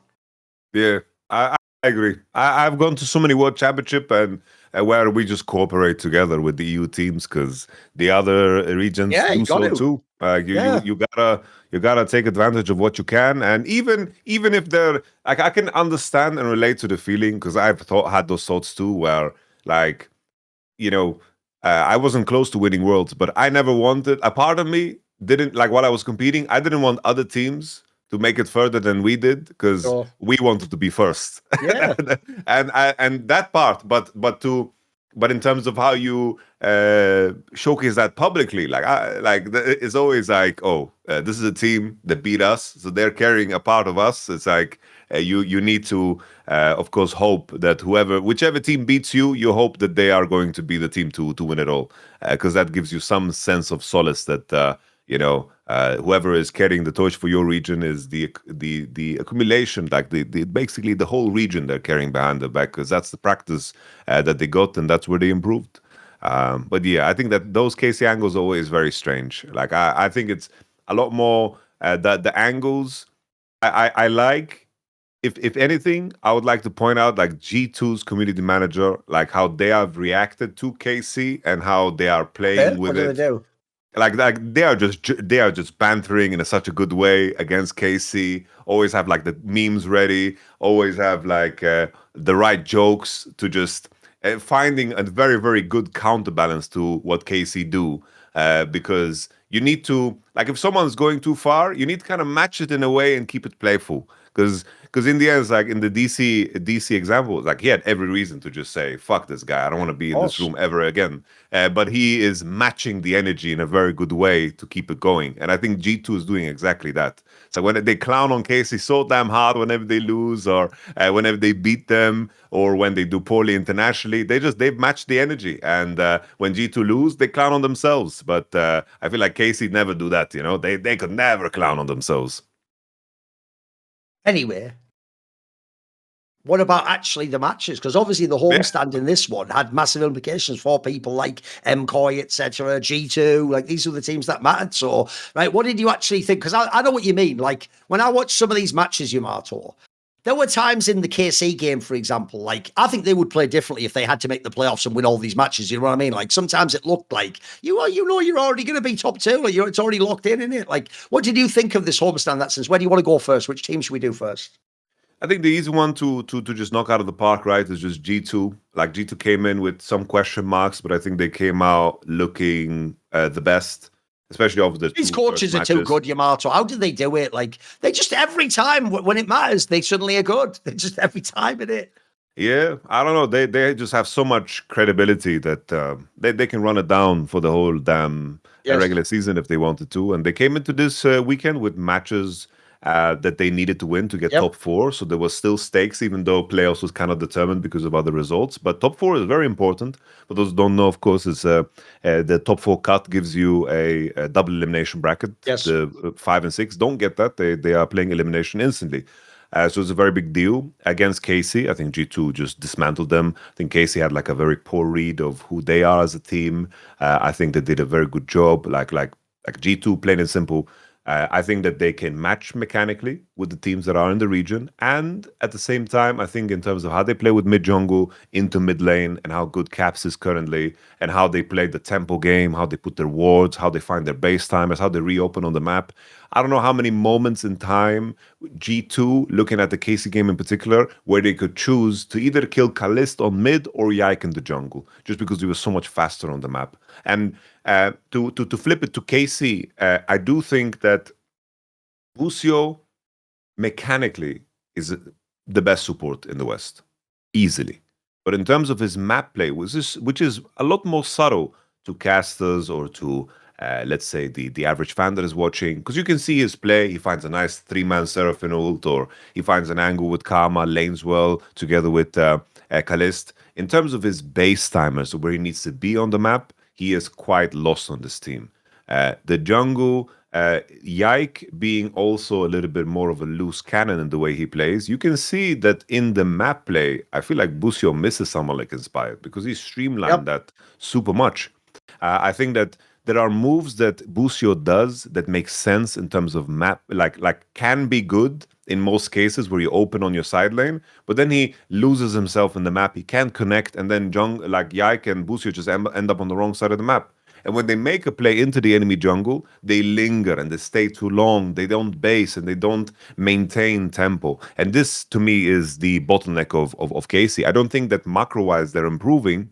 They are just a team that is individually really strong and they can keep up. Even though I think Yahoo is like the weakest player, I don't think that he's still a top 5 mid lane in the league minimum. I think he's decent. He's not Jojo Pure or Caps currently, but he's decent. And then you have Kana and of course the bot lane. When they win and get big enough leads, because Yike is still a very good early game jungler too, then they win. If they can get to team fights, they can win. But the in-between is looking very rough. And I think MKOI is also better than them there.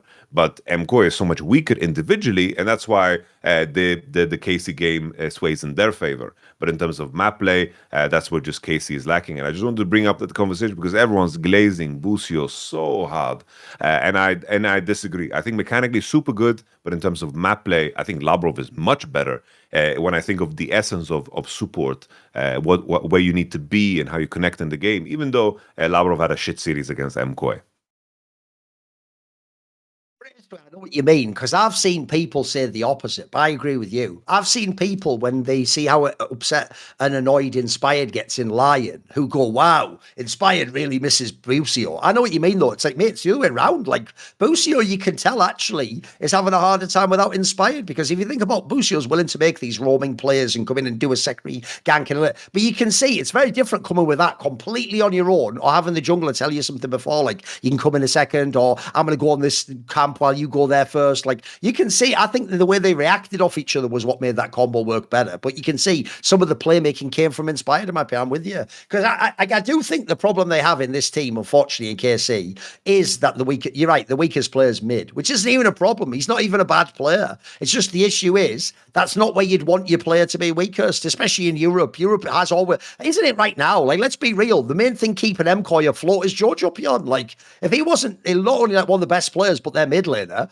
they'd lose a lot of fucking games, mate. Like, you see, like, when Alvaro can't get an enchanter, like, it's hard times in this enchanter meta. Like, this guy's fucking, he's not suddenly one of the best players like he was before. So, no, I agree. For KC, the real issue is everyone else has to play awesome because of this, like, mid lane issue. Like, in this homestand, the main player, like, they're all flaming, but it also just shows, I've said this a million times, if you're one of the players in KC who isn't French, you better not ever lose a game, mate, because you're going to be getting blamed. Like, you would think Cannon was trash the way their fans were talking about him, pro. Listen, he definitely had some nightmare games here, and we all remember, unfortunately, he was the one who was the criminal offender in the Oscar and in Fnatic series last year that cost them worlds. That's true. But aside from that, he's usually one of the best players in the league. Like, he's an exceptional player, so he gets hard flamed. I also do think that if you watch them as a team, the biggest reason why I'm worried about this squad, the joke is, I thought KC could do it last split. I've switched my illusions. Look, G2 always is going to be up there. The other team, I'm with Vitality totally now, mate, because at least I haven't seen Vitality completely fail. The issue I have is this.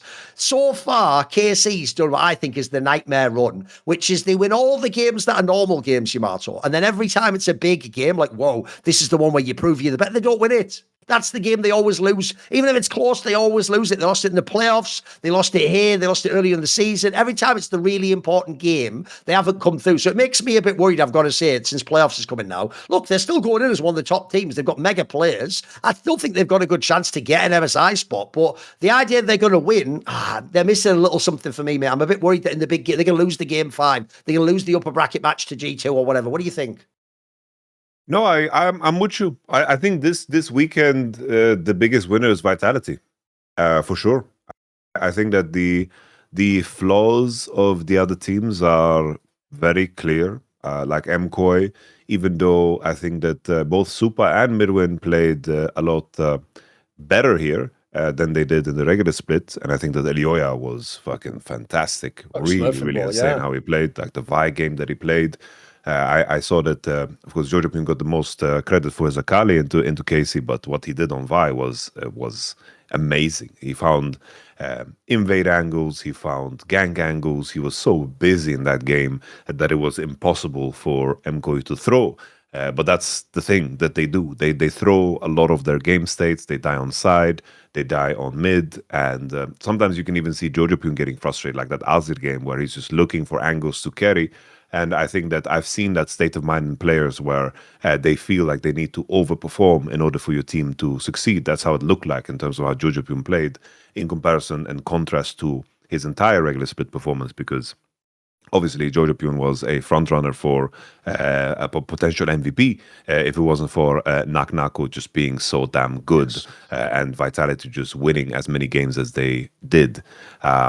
But now with these two teams having clear flaws, Vitality, the biggest question marks we have about them is the fact that we haven't seen them go through best of fives. We haven't seen them be tested in a game 3, 4, 5 yet. How are they going to adapt to the pool? How are they going to adapt to the break? It's like they haven't played League in a long time now. Next week, we don't have LEC. Adapting to all of these things is going to be very new because some of these players have not gone through that. Finding high peaks, many players have done so, but maintaining that is the biggest skill. But those are questions that I think I am less scared about based on the level of KC and MKOI right now. They carry a lot of experience, and maybe that's going to be the thing that pulls them through. But I don't think it should be gameplay related, because right now, Vitality on paper has played much better league than both KC and Koi so far. And G2, like, sure, it's like we had G2, they lost on against MKOI, and KC lost against GX. It's like, I don't know how serious I'm supposed to take Kana playing Brand in a game. Like, I don't know. Like, he plays Casio into Brand. They were testing out I think that's when I said earlier that because they already had the playoff spot, they were just experimenting to give it a go and see if it worked. I think there's some theory there, right, with Deathfire Torch being changed and wanting to find that angle.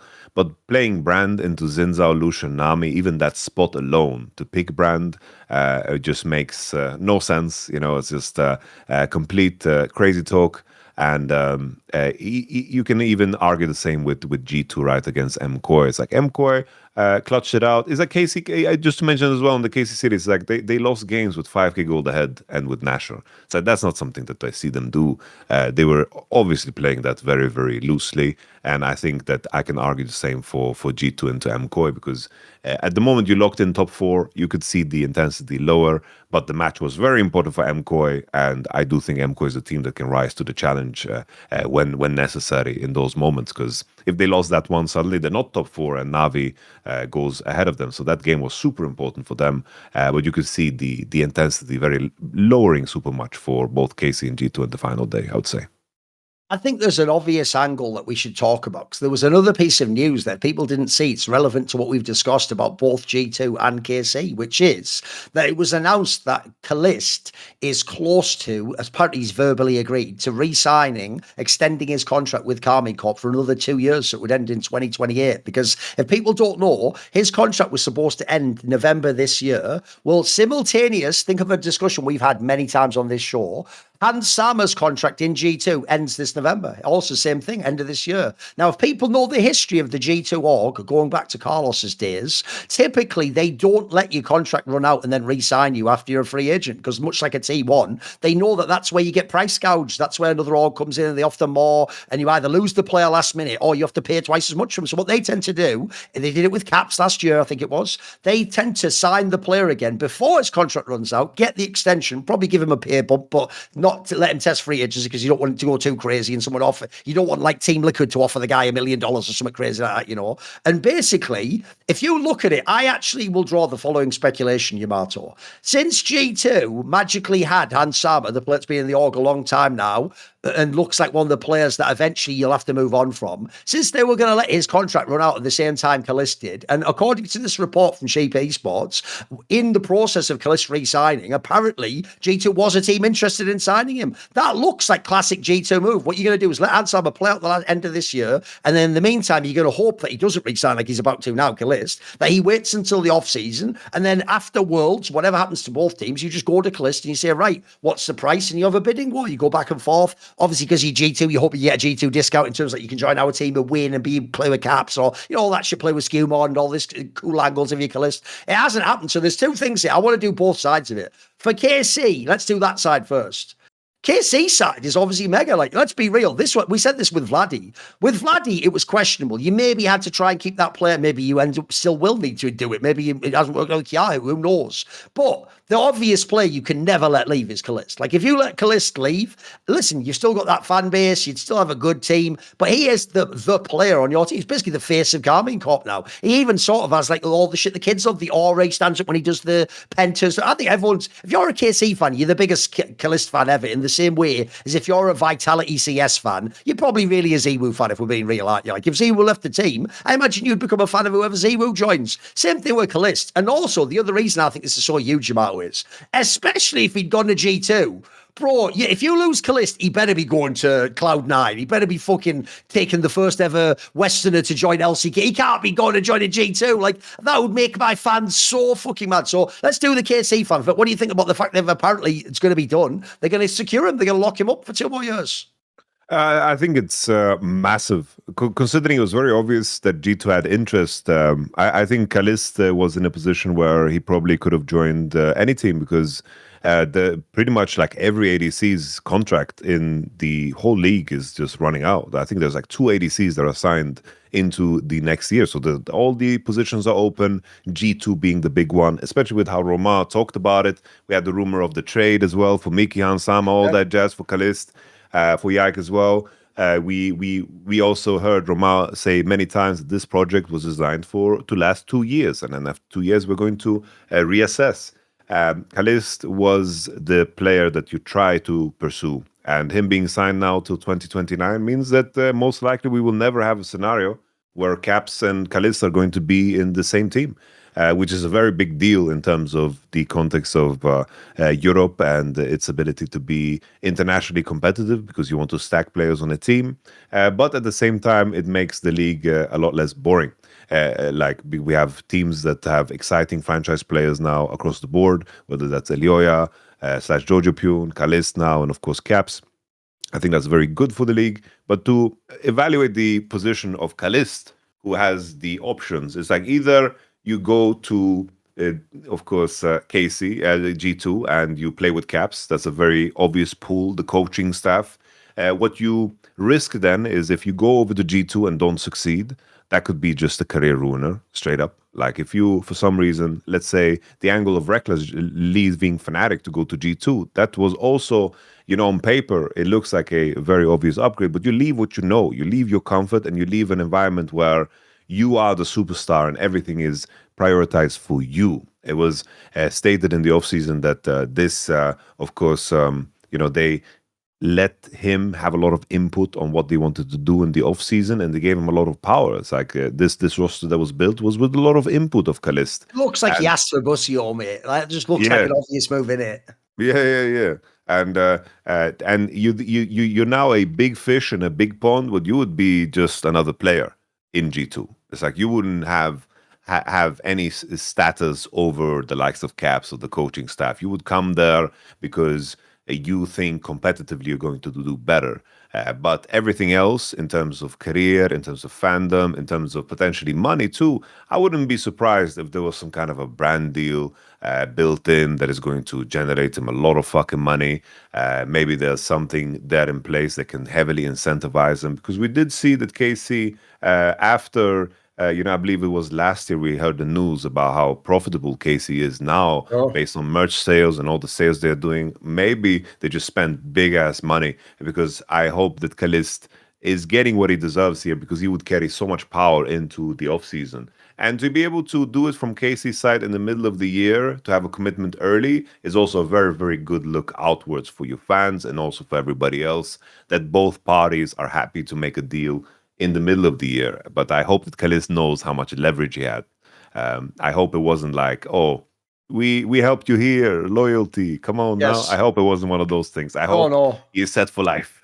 Yeah, well, here's the thing. What I would genuinely hope is that this didn't end up actually meaning KC just got a massive discount. Like, what I would hope is that, like you say, the reason they've signed him early is they've done the opposite. They've given him more. They've said something like you say. They tell you what, actually, we've got a sponsor specifically that's going to sponsor you from the French scene, for example, and you're going to get a bigger cut of that if you stay. And like you say, if you stay, we'll let you have say in some of the people who join, and we'll build the team around you, and you'll be the star. Whereas, yeah, you know what? If you go and join G2, it's always going to be Caps' team. Maybe it's Sumon's teammate. Maybe you're just a player, and you might regret it in a few years. If you stay with us, we're your home. We've built it up. That's good, because they're a top team right now. My problem is this: in light of the fact G2 in every sense has made it clear they're willing to basically like go to bat for this guy and get like a big fucking signing. I just hope he got a good deal, because if he'd have actually waited till the off season, I know there's still a split in the international tournaments here. I doubt personally he would play so badly it would lower his stock. If he'd have gone free agent style, I think he could have had a crazy fucking number. Even if he rejoined KC, he could have joined for even more maybe. So I hope he just got it anyway, and that they were just fair to him and they gave him a good deal. And they understand that it's in both parties' interest to join each other. Because if we flip it now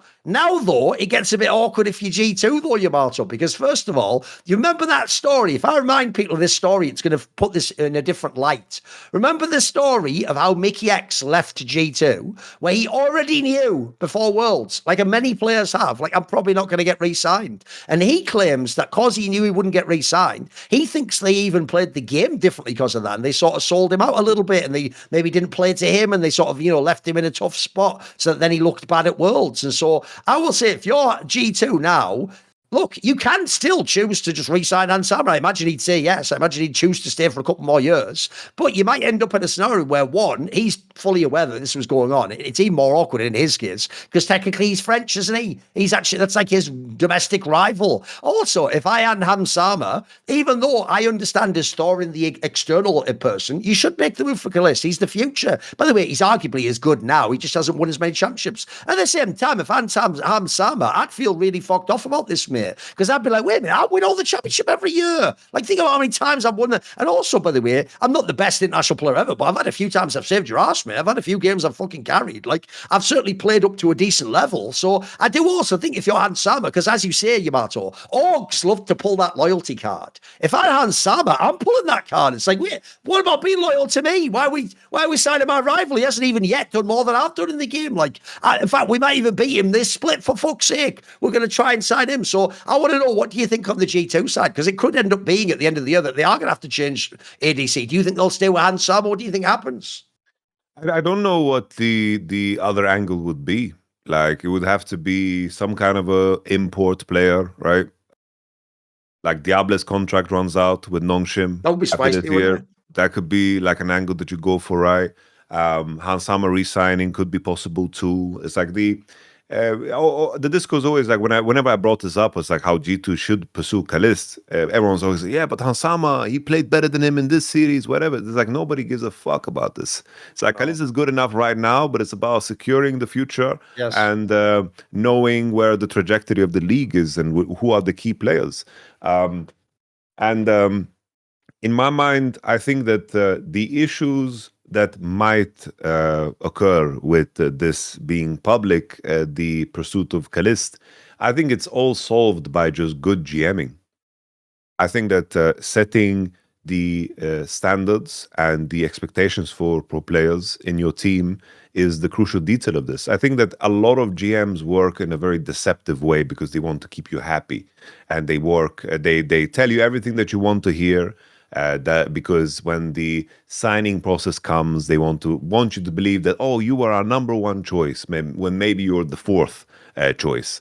And I think those deceptive tactics just don't pay off at all, even though it's very common, especially like in European League, where GMs just lie to you in case we need to sign you at the end of the year. But then you're caught with your pants down, and it's like, oh, well, this team told me we're going to be signing if this happens, and then it just didn't happen because someone else got available. I would much rather have, like, I know Romain's style because I've talked to him so many times, so I think that he gives full transparency to his players, that his job is to sign the best available players, and that your position is something that is sought after. It's like you're privileged to play in this position. We want to create an environment where all ADCs want to play ADC for our team, and that we get to choose. And we want all players to feel like they're under that pressure, but also we want all players to feel that they're going to be surrounded by the absolute best if they're on G2. I think that's how they've kept Caps all of these years, is that they've maintained that promise. It's like, Caps, we're going to make sure that you have the best players that we can find possible for you, because we want to win.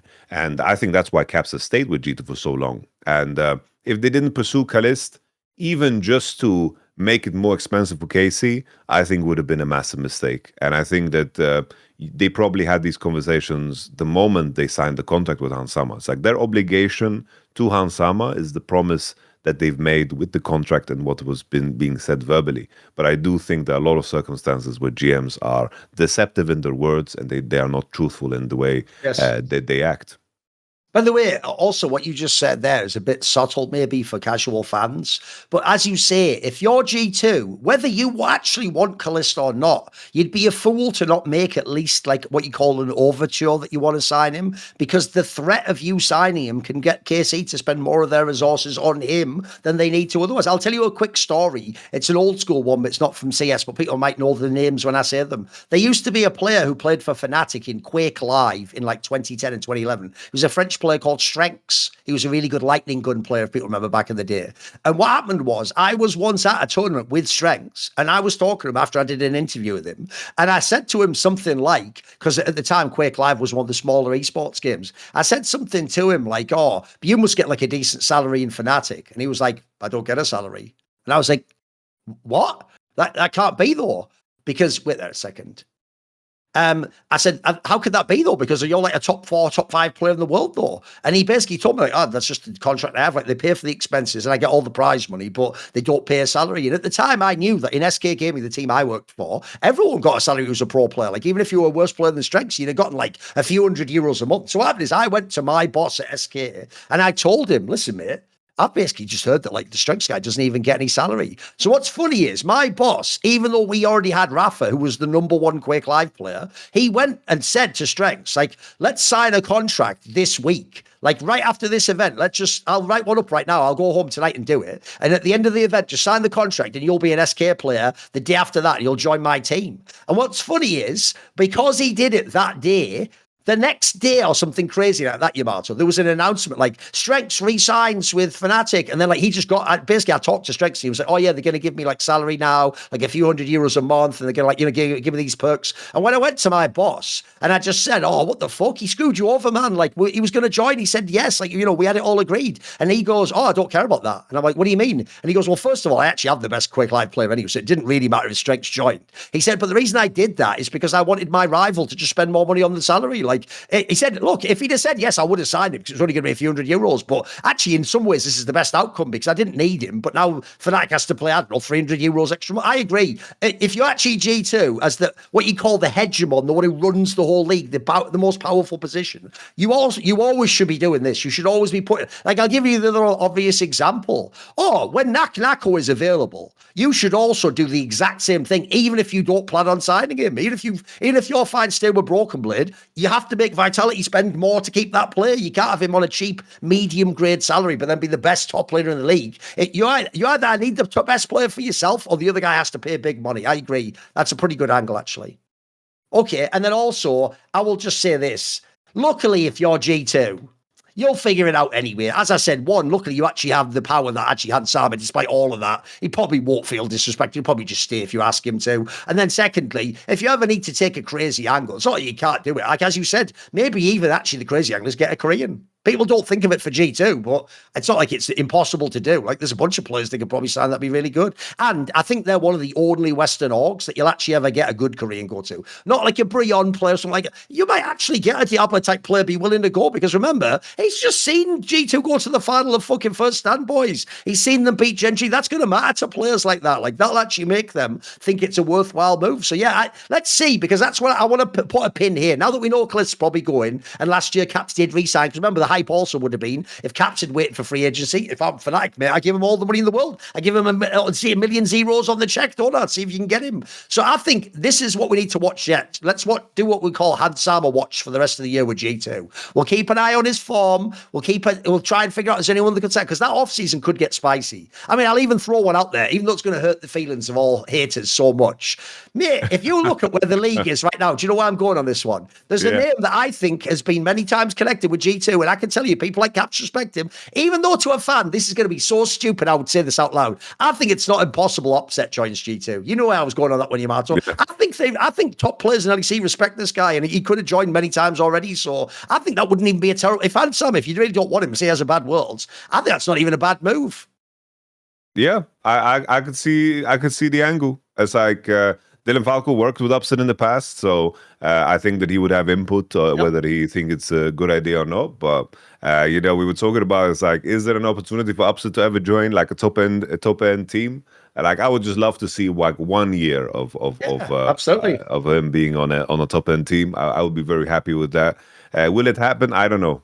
This is just such a weird situation because people just look at Upset as like damaged good almost, even though he's in the server just fucking popping off completely, even on a Fnatic. So I do think that would be an elegant choice. But even then, it's like Hansama is very serviceable, and he's still has many times where he's just the best ADC in the league. He has the splits where that's the case.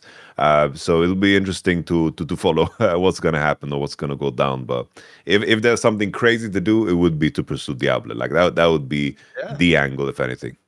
And I'll give you another spicy one. This is where one thing I'm quite good at doing is I've seen a million moves and so I always think all angles through, Yamato. The other sexy angle is this. What if there's a world where Hansama does leave G2, but he still wants to play League of Legends?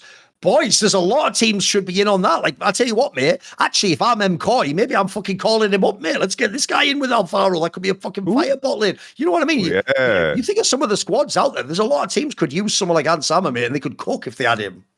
Holy, MKOI Hansama sounds crazy. That's pretty fire, right?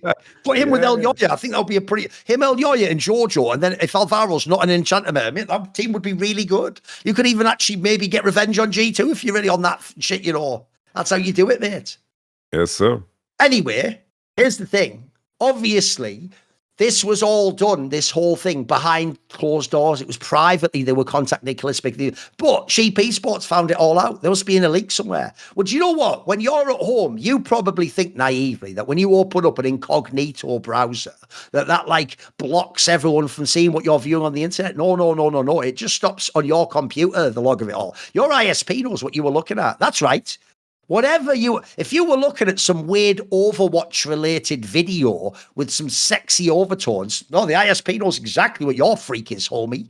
They know what your kink is, Maggie. They know what sort of sickness you've got. And I'm not talking about, you are Disturbed, but not the great new metal group from the early 2000s.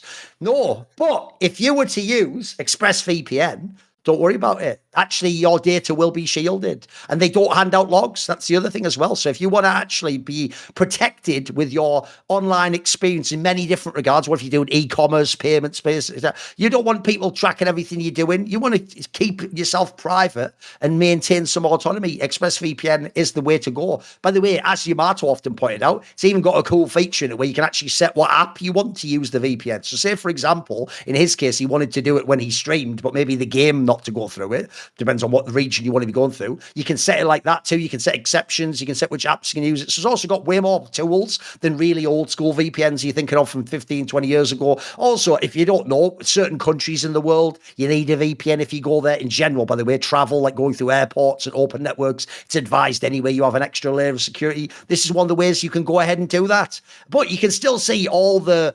You can still access all the websites. In fact, technically, you can even access more websites because by changing your region, famously on streaming services, they actually do cater to the region that you're in terms of what movies, what TV shows are available. This is a way you can unlock other libraries. Remember, in the same ways, if you went on holiday to that country, you'd be able to view that stuff on your laptop. Technically, you are sending the internet connection to that country. In that sense, you're not doing any like moral sin or anything like that. It's just that it happens to be that they just geolocate and silo information based on what your original IP address is. And at the moment, there's a whole bunch of extra reasons to sign up with ExpressVPN. First of all, they have got their lowest price ever. The plans start at just $3.49 a month, which is only 12 cents a day. It's super easy to use. You just basically load the app up. I actually like it on ExpressVPN. It's just a big red button, mate. You just press this button. It's super easy. It's instantly on. It connects really quickly. It works on all types of devices. It can work on your laptop, on your phone, on your tablet, so you can have it on all of these. You actually even have the option, by the way, if you want to have like a dedicated IP,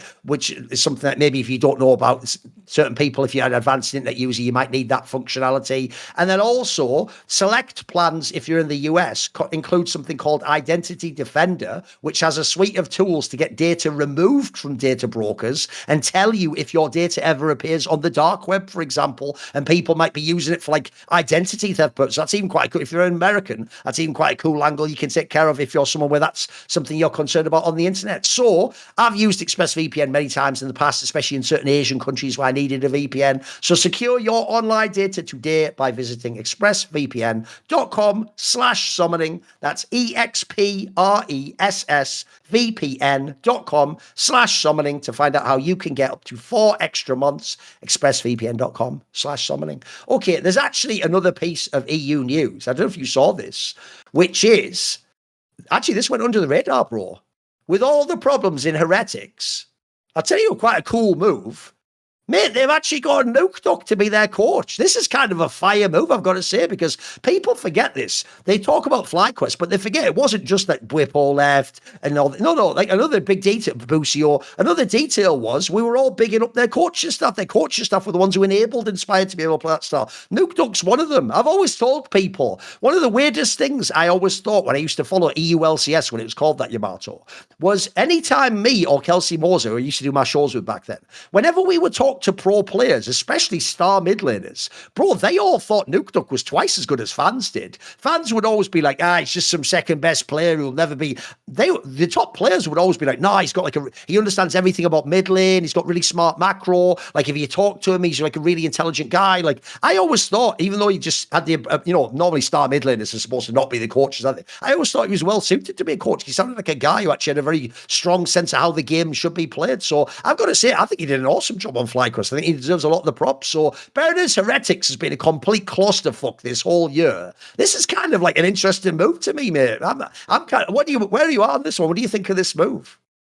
I think it's a massive, massive win. And like we have to keep in mind as well, Mithy is already coaching the team. So you are reuniting Nukeduck and Mithy, and I do think on paper they did amazing work together on FlyQuest. And Nukeduck as a player, I knew him pretty closely in the past. He's still a friend of mine. Like I played with him, and I know, like in the early years, like the NIP and the Lemon Dogs, he carried that team. He carried that team so hard. And he was a part of many interesting runs where they were. He was on teams that were competitive and got second place, losing to Caps, which is fine and normal. But he was a part of those rosters that managed to get second place, and he was insanely good as a player. I think this signing for Team Heretics is massive. It's so big. I think in a world where, like we always talk about Fnatic. Like if Fnatic signed Nukeduck and Mithy, I think that would be an absolute banger of a start. And Team Heretics go and do it in the middle of a year. It's like even me, who is so in the loop, like there was Nukeduck was in my chat like 3 weeks ago. He's just like, oh, no hint. He's like, yo, can you tell me what the meta is right now? I'm like, oh. Okay. I'm like, yeah, this is good. This is good. He's like, oh, I need to slowly get back into it. That's I'm like, oh, you're coaching. That's like when the bear comes out of hibernation, or like, yeah, okay, that was him powering up again. I see, right? Yeah. He's been enjoying life. He's been taking distance. But with all the drama around Team Heretics, I think they should be very happy with this. Obviously, the words of their of Hedon just never made sense. The messaging was bad, and the decision making in terms of how things landed. You lost Shio, you removed Stend, you are now removing Ice, which honestly, with how Ice has been playing this split, I think it's for the better. But maybe it's just one of those situations again where players affected negatively or whatever by the circumstance, because this is going to be, obviously this spring split is the last split, and then you reunite, of course, the Misa Esports bot lane for next, and then we'll see if they're going to make changes in the mid lane too. And then suddenly Team Heretics, they just got interesting again. This is a team that got interesting again, and they made a money move. It's like, but once again, it's like Fnatic is missing out on all the money moves. There were so many moves they could have made, or maybe things to jump on, and everything is just slipping through their fingers. So it always leads back to Fnatic. What are we doing with Fnatic? And I think this is massive for Team Heretics. I think you couldn't have asked for like, especially like in the West, the amount of coaches that have like pedigree and experience is very limited, very, very limited. No, that's exactly why I brought up that whole thing from years ago when he was a pro player. Mate, I feel like this is a player, former player, who will get automatic respect and buy-in from pro players. Like, this guy had a long career where he was, as you say, an excellent player, and he basically matched up in all eras of League of Legends. He was battling against Prime Expecke, then like fucking Prime Caps, then like, he was still, people forget this, he was even good at the end on Astralis. Remember when he had that bounce back split where he actually came in, he was carrying a bunch of the games. Like, this guy was actually just a good fucking longevity type player. And also, I saw on Reddit someone make this comment, so I'll bring it up now. I saw some American fans that were trying to cope by being like, yeah, but it was really like Bwipo and Inspired who coached the team. No, the genius of Mithy and Nukeduck was that they let those players have a voice when those were the players that you wanted to have the voice. I mean, as you've seen, first of all, Bwipo's just good at like starting conversations and getting into things. Inspired clearly has a very strong vision how the game should be. Sometimes actually you empower certain players to be the ones who can bring topics up or push them. I've no doubt there were moments, because here's the problem, whenever you watch a video or like a documentary, they do cut stuff out, guys. Like, They cut out some of the boring things. Maybe they all sat down and the Nuke took a mythy talk for 20 minutes, but that's not sexy, is it? What's sexy is Inspired having an argument was about where a ward was placed, or Whippo telling someone they hinted and they should do something differently. That's what's going to get into the video. So if you look at the team they had, I'm sorry, I refuse to believe they sat back twiddling their thumbs and then it was just Whippo and fucking Inspired. No way. First of all, you already see from those clips now in Lion, like Inspired has a way harder time in the environment he's in now. Like those players, people are just trolling, laughing, like whatever. Like he doesn't get the same respect. Also, Whippo, mate, where's his career right now? If he's some fucking genius, he's not a coach or a fucking player for a top team. So I think Nuke Duck definitely did something, mate. Like he just had too much success over those years. Remember, they gradually built that roster up too. So if you look at how they played, like actually that, fully enough, was like a brilliant idiosyncratic style of play that suited the players. That's why what I'm hyped for with Heretics is Heretics at the moment is kind of like a wasted project. But you look at the players they have, mate, some of these players aren't even bad. Like the Tracing guy could be much better than this. I've seen some games from him where he looked solid. He looked like a good prospect coming in. Douglas, by the way, if they choose to use him, I know now everyone forget he's not a bad player. He was decent. There's a reason why everyone was mad when he got kicked off Vitality quite early, because he just got kicked for the Linchas guy, didn't he? So I think you look at their team. True, I don't know yet what's going to happen with that bot lane, because that's like a weird move where they're transitioning still. But I like the idea of reuniting Nuke Duck and Mythy. They also seem like they got a good coaching staff vibe there, where you imagine Mythy's like the draft wizard and Nuke Duck does their head coach stuff, etc. So I want to see it, because for me, Heretics was a whatever team at this point in time. I was already out on them. In fact, losing Shio and the fact that he's so good. By the way, it turns out we were wrong on that. Apparently he can just play in the LEC now. Like that looked like that was like the end of that team being interesting. I'm with you. I always thought Ice was like a really I even think Ice is the reason why fucking stupid shifters signed 1 million Koreans. I think what happened is my boy Striker worked with Ice and was like, this is easy. Just get a Korean. They don't even argue back. They just play the game. What he didn't realize was that's only certain Koreans, mate. You got some of the ones that weren't as good. Like, I'm sorry, the Paduk guy isn't as good as Ice. You should have stuck with Ice. That would have been a better roster. So, no, I think it's a great move. It makes, pretty sweet. It's not for this split. It's obviously for the next one. But for summer split, it suddenly gives me a reason to be interested about Heretics. Like, let's see if they can get that style of player up and running. Yeah, agreed. Okay. I think that's everything for this week. You want to do a couple of questions? Sure, let's do questions. Yeah. Right, we'll do a couple of questions. For now, the way you ask a question is you subscribe to Last Free Nation Discord, and then in the channel, SI questions, you ask a question there, and then we pick the ones that are interesting. So, Jonas the Cat Pictured says, talent or hard work? He says, I know Thorin likes people like Ronaldo that works incredibly hard to stay on top, whereas other players just seem to have been born with it. Is that an outlier, or does that translate into other sports and esports? Are there any players in League that you feel are the embodiment of one of the two? People like Chovy for the hard work and the Shy for talent were some I came up with. Do you feel a sadness that comes with unrealized potential, or is that a necessary side of sports? What do you think? I think it's the necessary side of just people. I feel like there is a balance to everything, and there's a give and take in everything. There's like we already mentioned it with some of the earlier super talents in like super athletes that were the best in their field. It's like it was always the consequence of certain things that made you create like be at a level that nobody could really attain because of your individual experiences and how life kind of balances itself out. It's like I mentioned John Jones. It's like would be as good as he would be if he wasn't as fucked up as he was. Or you can even go into the music field. I don't know how many musicians died before the age of 30 and made some of the most legendary music of all time because it came from such a raw source. And I think when it comes to talent in League of Legends, I do think that the free spirit of some of the players, like the Shy in the example, is like if you try to make him work as hard as some of the other people, you'd have lost the magic. The same thing with Wunder, right? It's like Wunder had a reputation. It's not that he didn't work hard. He was very meticulous in the hours that he did put in, but he needed to maintain his free spirit, and it always depends on the person. It's like that's the beauty of I think peak Western League of Legends is that you have so many people from so many different backgrounds that It can be a challenge to make it work, but when it does work, there's a ceiling there that can be very beautiful, like in the G2's case, or like I always give the example of Vitality. It's like we had 5 people with different backgrounds, different personalities, different altogether. While in Korea, it's like everyone comes from the same culture, and it becomes a lot easier to put a way higher standard on everybody, but also the creativity might sometimes lack. That's what we experienced in some of the earlier years, maybe not nowadays, but earlier years, definitely that was a problem that the LCK faced when they were losing to LPL and, of course, EU.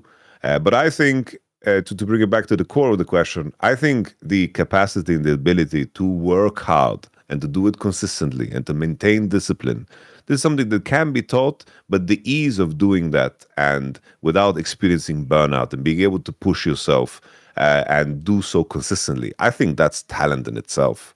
There's a skill that for some people, I think Caps is a good example, where I think he is quite talented, but I don't think he's the most talented.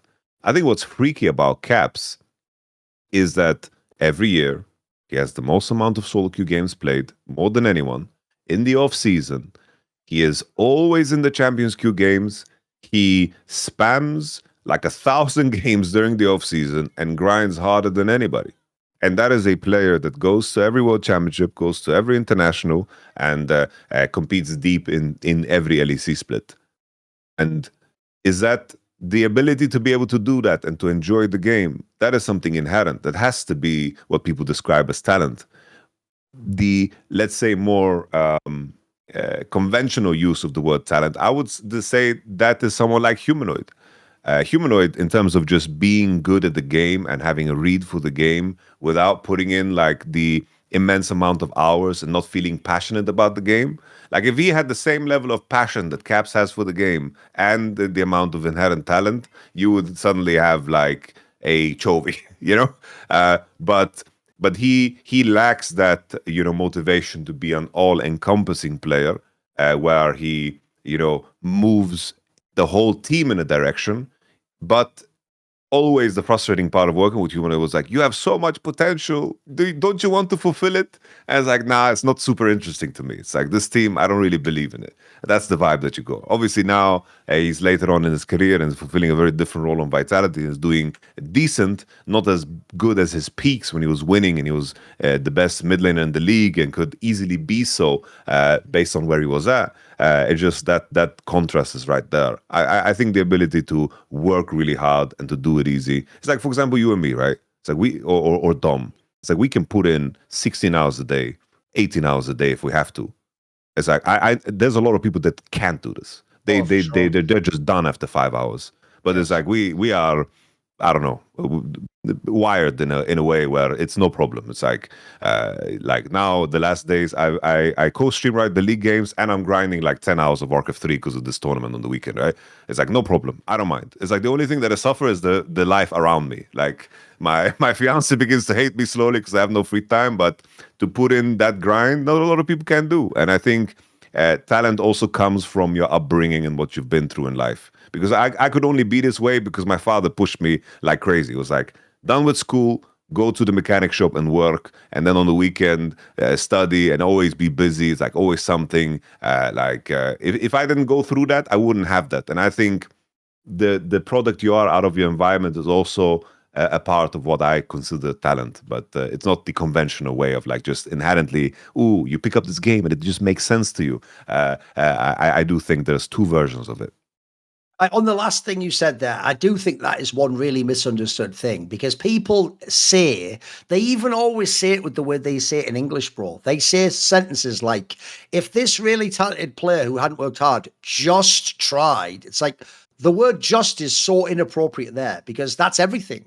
Like, what do you want to do? You mean if he increased his effort tenfold? That's not a just. That's a massive ask. Like, as you're saying, Yamato, there are very few. In the same way as there are very few people who are absurdly talented, there are very few people can actually master being the most hardworking. As you say, I think most people would mentally break, bro, or it would make them depressed. Like, the point of that Wonder story from G2 2021 is when they forced G2 Wonder to practice solo queue 5 games after every scrim set, it actually made him play worse and not care about his career. And it like made him depressed, basically. Before that, even if you thought he was up and down in his performances, cause he had like a freedom to how he played, that's why he could always get the magic back. He could always do it in the playoffs. He could always figure out when to focus himself. And I imagine that's because you gave him freedoms elsewhere in his life, so he didn't feel overburdened, so then he could choose when to focus. Because I know what you mean. I always tell people this. The reason why some people say you shouldn't work hard is they go, what if you work hard and you don't get results? No, I didn't say mindlessly do the same thing. That's not hard work.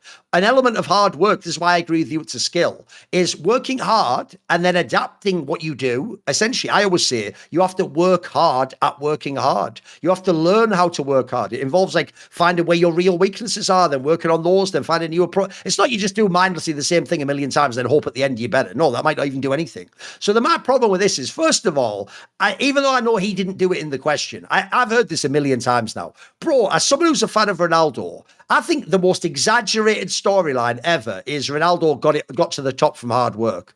Mate, he was one of the most fabulously talented teenage players I've ever seen. You can go look on YouTube right now. Go look up clips of Ronaldo when he was just a boy, before he was even on Sporting, before he was on Man United. Like, mate, as a teenager, he was unbelievable. He's doing shit that like looks like peak Maradona, but like the youth game, you know. Like, he's unreal. So the difference with Ronaldo is he's the ultimate success story in the sense that he was mega talented and he then had the best work ethic ever. That's why, actually, I'll give you the contrast. That's why Simple's the greatest Counter-Strike player ever, in my opinion. He was already maybe the most talented, but then he also worked the hardest of anyone ever. When you put the two together, you become almost unbeatable. No, I can tell you, there were players in Counter-Strike. I'll give you two examples now. They both, for some bizarre reason, have the same first letter. There's a Danish player called Config. Every player who's played with this guy tells me he had the best aim of any player they ever played with. Even if they played with like Astralis players, they're like, no, this guy had the best aim ever. But he was a guy who he didn't have his head in the game. He would go out drinking. He would get bored in the game. He wouldn't like be as zoned in sometimes if the team was doing badly. Another one is actually a friend of mine, Kenny S. Kenny S is one of the best snipers ever in Counter-Strike. But here's what's sad.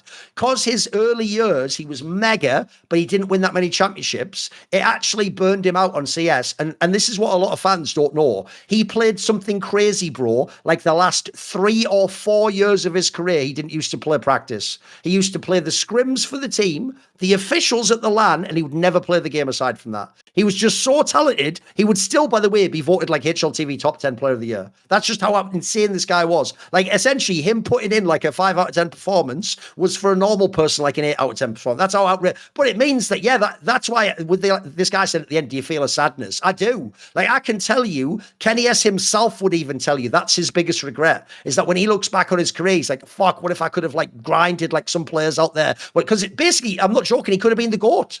He's already a legendary player, but he could have been like the best player ever, and he probably could have won many more championships and MVPs and all things that at the time maybe he didn't care about, but now he looks back on it and he realizes he'll never get that time in his life again. So what I would say is this, I agree with you. It's not as simple as everyone who's not doing it should just grind, because grind lifestyle isn't for some people. Like, I'll tell you another example, a bit like a Wonder One. Mate, back in the day, Expeke was exactly like that. If you'd have forced Expeke, like a Korean, to sit and play for 10 hours, he would have quit the game years earlier, bro. That's not who Expeke was. Expeke is a really social guy. He also wants it to be that he tries his hardest in the games that mean the most. He doesn't want to try his hardest for a random game against Dragonborns or fucking whatever other teams were in the league that were the bottom teams, like MYM Poland or whatever. Like, that's not the game that gets him up for it. But I'll tell you what, if his team places second in the league and goes in the playoffs and he's playing the number 1 ranked team, he's going to be a demon in the playoffs, mate.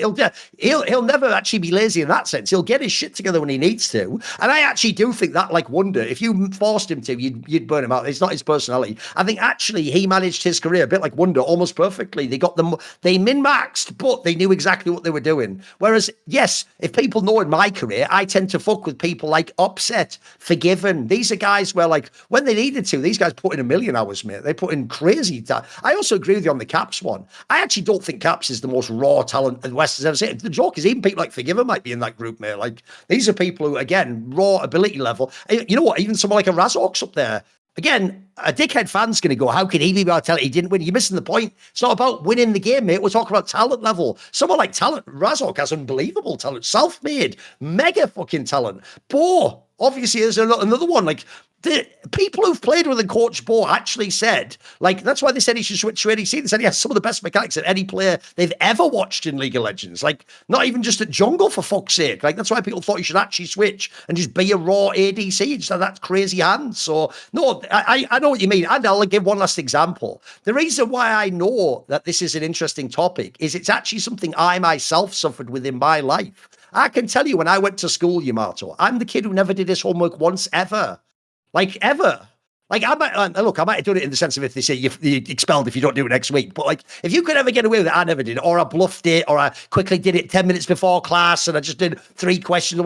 And the problem was, the reason why I used to do it is because I used to think the smartest guy's the one who min-maxes, isn't it? Like, here's what's weird. The reason I could get away with it was, even though if I did a normal practice test, yeah, I'd get like an average grade. Somehow, whenever the actual exam would come, one thing about me is I've always been good under pressure. So what was weird is when the actual real exam would come, it's like, look, I have a very good memory. People know this. I would just suddenly be able to remember everything. And then on the real test, whereas everyone else would be all choking like, oh shit, I studied for this. I would be like, I didn't study, but you know what? Fuck, surely I can remember what this was. What was that thing? And at the end, I would still get like a really good grade. I would get like an A or a B minus or something. So at the end, I would always think, lol, I won on that one, didn't I? I didn't have to do all the homework that they did. But what's funny is, the analogy is this. In my esports career, I've told this story in the past, I knew a pro player like that, a North American Counter-Strike player. And once when I asked him, how are you so consistent though? Like in clutches, you always win the 1v2. And he said, well, I'm sure it's just the same with you in journalism. I'm sure you just like practice every day and always aim to improve. And what I've always told this story, it actually made me feel ashamed, because in that moment,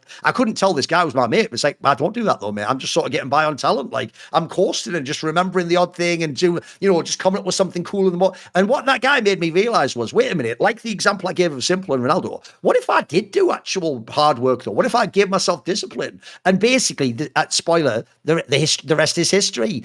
I would have just been someone with some talent who would have been around 20 years ago in esports. The reason I'm here now and can even work in a game that's not my native game, like League of Legends, I put 1 billion hours into it. Like, as you've noticed, I've even gone and done mad shit no one else would do, Yamato. I went and found like a Korean person with a Korean social security ID, so I could log into a Korean website that hosted the original OGN VODs from season 2 that aren't even on the internet anymore. And I went and watched all those old games of like Azubu Blaze and Frost and all the even though, and that's never even going to come up, just because in my brain it was like, yeah, but I want to be able to talk authoritatively about the career of Reapered or mention what happened in a match. And if someone says, what about in the summer? I can't go. I didn't watch that. Yeah, I want to be the guy who saw it all. I saw every great match. I've studied it all. I've looked at all the weird things in the fucking LMS when it used to exist in Taiwan and fucking Oceanic region, OPL, etc. I've done so many weird things. I haven't gone to the level like Kelsey Moser and fucking Emily Rand did, because they actually lunatics. But fair play, I actually grinded. So I do think the answer at the end is, if you somehow can be someone with talent who then also can learn hard work, that is how you basically unlock your potential. And yes, I do agree with that point at the end. I actually think the biggest tragedy in esports is when you know someone was really talented and could have been a champion and they don't. It's actually why, even though this isn't about hard work, I do think it will be one of the biggest travesties in the history of esports if Chovy never wins Worlds. This guy, to use the upset line, is more than good enough to have won a Worlds, mate. You think that some of the people who've won World Championships, this guy's already good enough to have won many. So I think if he never wins, I will feel sad about that, in the same way as if I hear the stories I've heard about Selfmade, I always just think, oh, come on, mate. If you'd have got your head in the game, you could be playing now and winning the championship. Right, last question. Big Boy says, since Yamato has been on the Warcraft 3 grind for Grobby's tournament, I wanted to ask what you think of Warcraft 3 as a competitive game and whether or not you miss RTS esports in general. I think it's beautiful. I think RTS games. I think the fact that it's 1v1 and it really pushes. It's like finding that there's always more you could do in terms of micromanaging or even like finding strategies, and then the layer of just, because like I'm watching the pro games. I'm catching up to them now. In Warcraft 3 just to study, and the amount of mind games, because the top players are playing each other like once a week almost in show matches and tournaments, and every weekend they come up with new strategies in a game that has been out for 25 years. And I think the RTS genre, the fact that it puts you in a 1v1, I think tests you on a level that I think is not comparable to like League of Legends, for example. I think the difficulty is so much higher, in my opinion, and I think that is the main part that makes it very alienating. Is because losing these type of games is extremely brutal. It's like you lose and there's no mechanics that are there to make you come back. You need to outplay to come back, and it's borderline impossible. Like if a player is better than you only by 100 rating points, he will decimate you. He will crush you. And I think the honesty of that is beautiful to me as a competitor. It's like I can feel. It's like there's not a lot of players playing Warcraft 3. But I'm climbing on the ladder, and then maybe on the first days, I would lose against certain players, and I would remember their name. And then maybe a week later, I would play them, and I would crush them because I've gotten better. And I think the rewarding aspect for me as a competitor is like me losing in our RTS game just makes me want to play more and more because it's fair and honest because it's 1v1. But in other games like League of Legends, you have a lot of excuses that are right there for you as to why you didn't win. And I think that RTS definitely offers that beauty. The dominance of a StarCraft player, because I was always watching it from the outside, but like knowing how good Boxer was, and then the pivotal moment where I'm trying to remember his name, White Raw, when he did the drop. The airplane drops just invented a new strategy, special tactics he called it, and he just beat him. And it was such a moment because the dominance was so apparent. He was so much better than everybody, Boxer, and then this out-of-pocket strategy just hit him, and then he had to start over. That's the crazy thing about RTS. Is like the moment someone beats your strategy, you kind of have to start over, and the brutal aspect of that makes it more beautiful to me. My biggest problem is, obviously, people will know I'm not from an RTS background. That's more modern to you. I come from first-person shooters. So my issue is because actually Warcraft 3 was the year I wasn't into RTS. I actually played Warcraft 2 quite a lot. Warcraft 3 I played a little bit, but just like for fun, basically on the ladder. I never played it competitively. And then later in like the mid-2000s, I got really into StarCraft, but Brood War. And the problem was for me, because I went that route, I never had this like a special love for Warcraft 3 because to me, Brood War is better. StarCraft is actually the better version of the RTS. I mean, if people don't know, there's certain elements that I'm just not a fan of in Warcraft. Like, I hate those like random fucking item drops that can just decide the game. There's nothing like that in StarCraft, mate. There's no like item that can just decide. Also, similarly, people used to complain in Brood War, bro, about certain matchups. Like famously, Protoss versus Zerg was super hard for the Protoss. There is nothing comparable to the really fucked up matchups in Warcraft 3. Like in the history of the game, the race that always is torturing or being tortured is the undead race. They either are insanely OP against human, for example, or they just have like an impossible matchup they can't win if they make one mistake at the beginning of the game. Like, I think that is a nightmare to play because obviously in that game, it's not like League where you switch around. You pick one race and you play that one race typically because it's the only way you can get to a high level. So I'm not really a Warcraft person. I do actually currently still watch StarCraft Brood War because they have the ASL tournament that they do with Tasteless and Artosis, and it's actually sort of like got a big, it's still got people like Flash and J-Dong playing it. It's kind of cool. But no, unfortunately, Warcraft 3 was never my game. With that said, if there'd have been no StarCraft, I probably would have been into it. Like, it's the next best. It's still an excellent esports game. And a lot of people don't even know so many of the great StarCraft 2 players actually came from Warcraft. A lot of people don't even know Stefano was a player in that game. Lucifron, a whole bunch of people were. Like, a lot of those guys, I think even Nanoir played Warcraft 3, but most of them were. Like, that was like the game that they played on the come-up when they were teenagers. So it was also a very historic game, even if you just like StarCraft. Okay, that'll be it for this week. Obviously, if you want to ask a question in the future, subscribe to the Last Free Nation Discord and pop one in there. Obviously, go and subscribe to the LFN Herald. I think it's herald.lastfreenation.com or something like that. Sign up for that. Every Thursday, they put out a newsletter about what's going on in esports, what's going on our network. And we'll be back next week for Summoning Insight.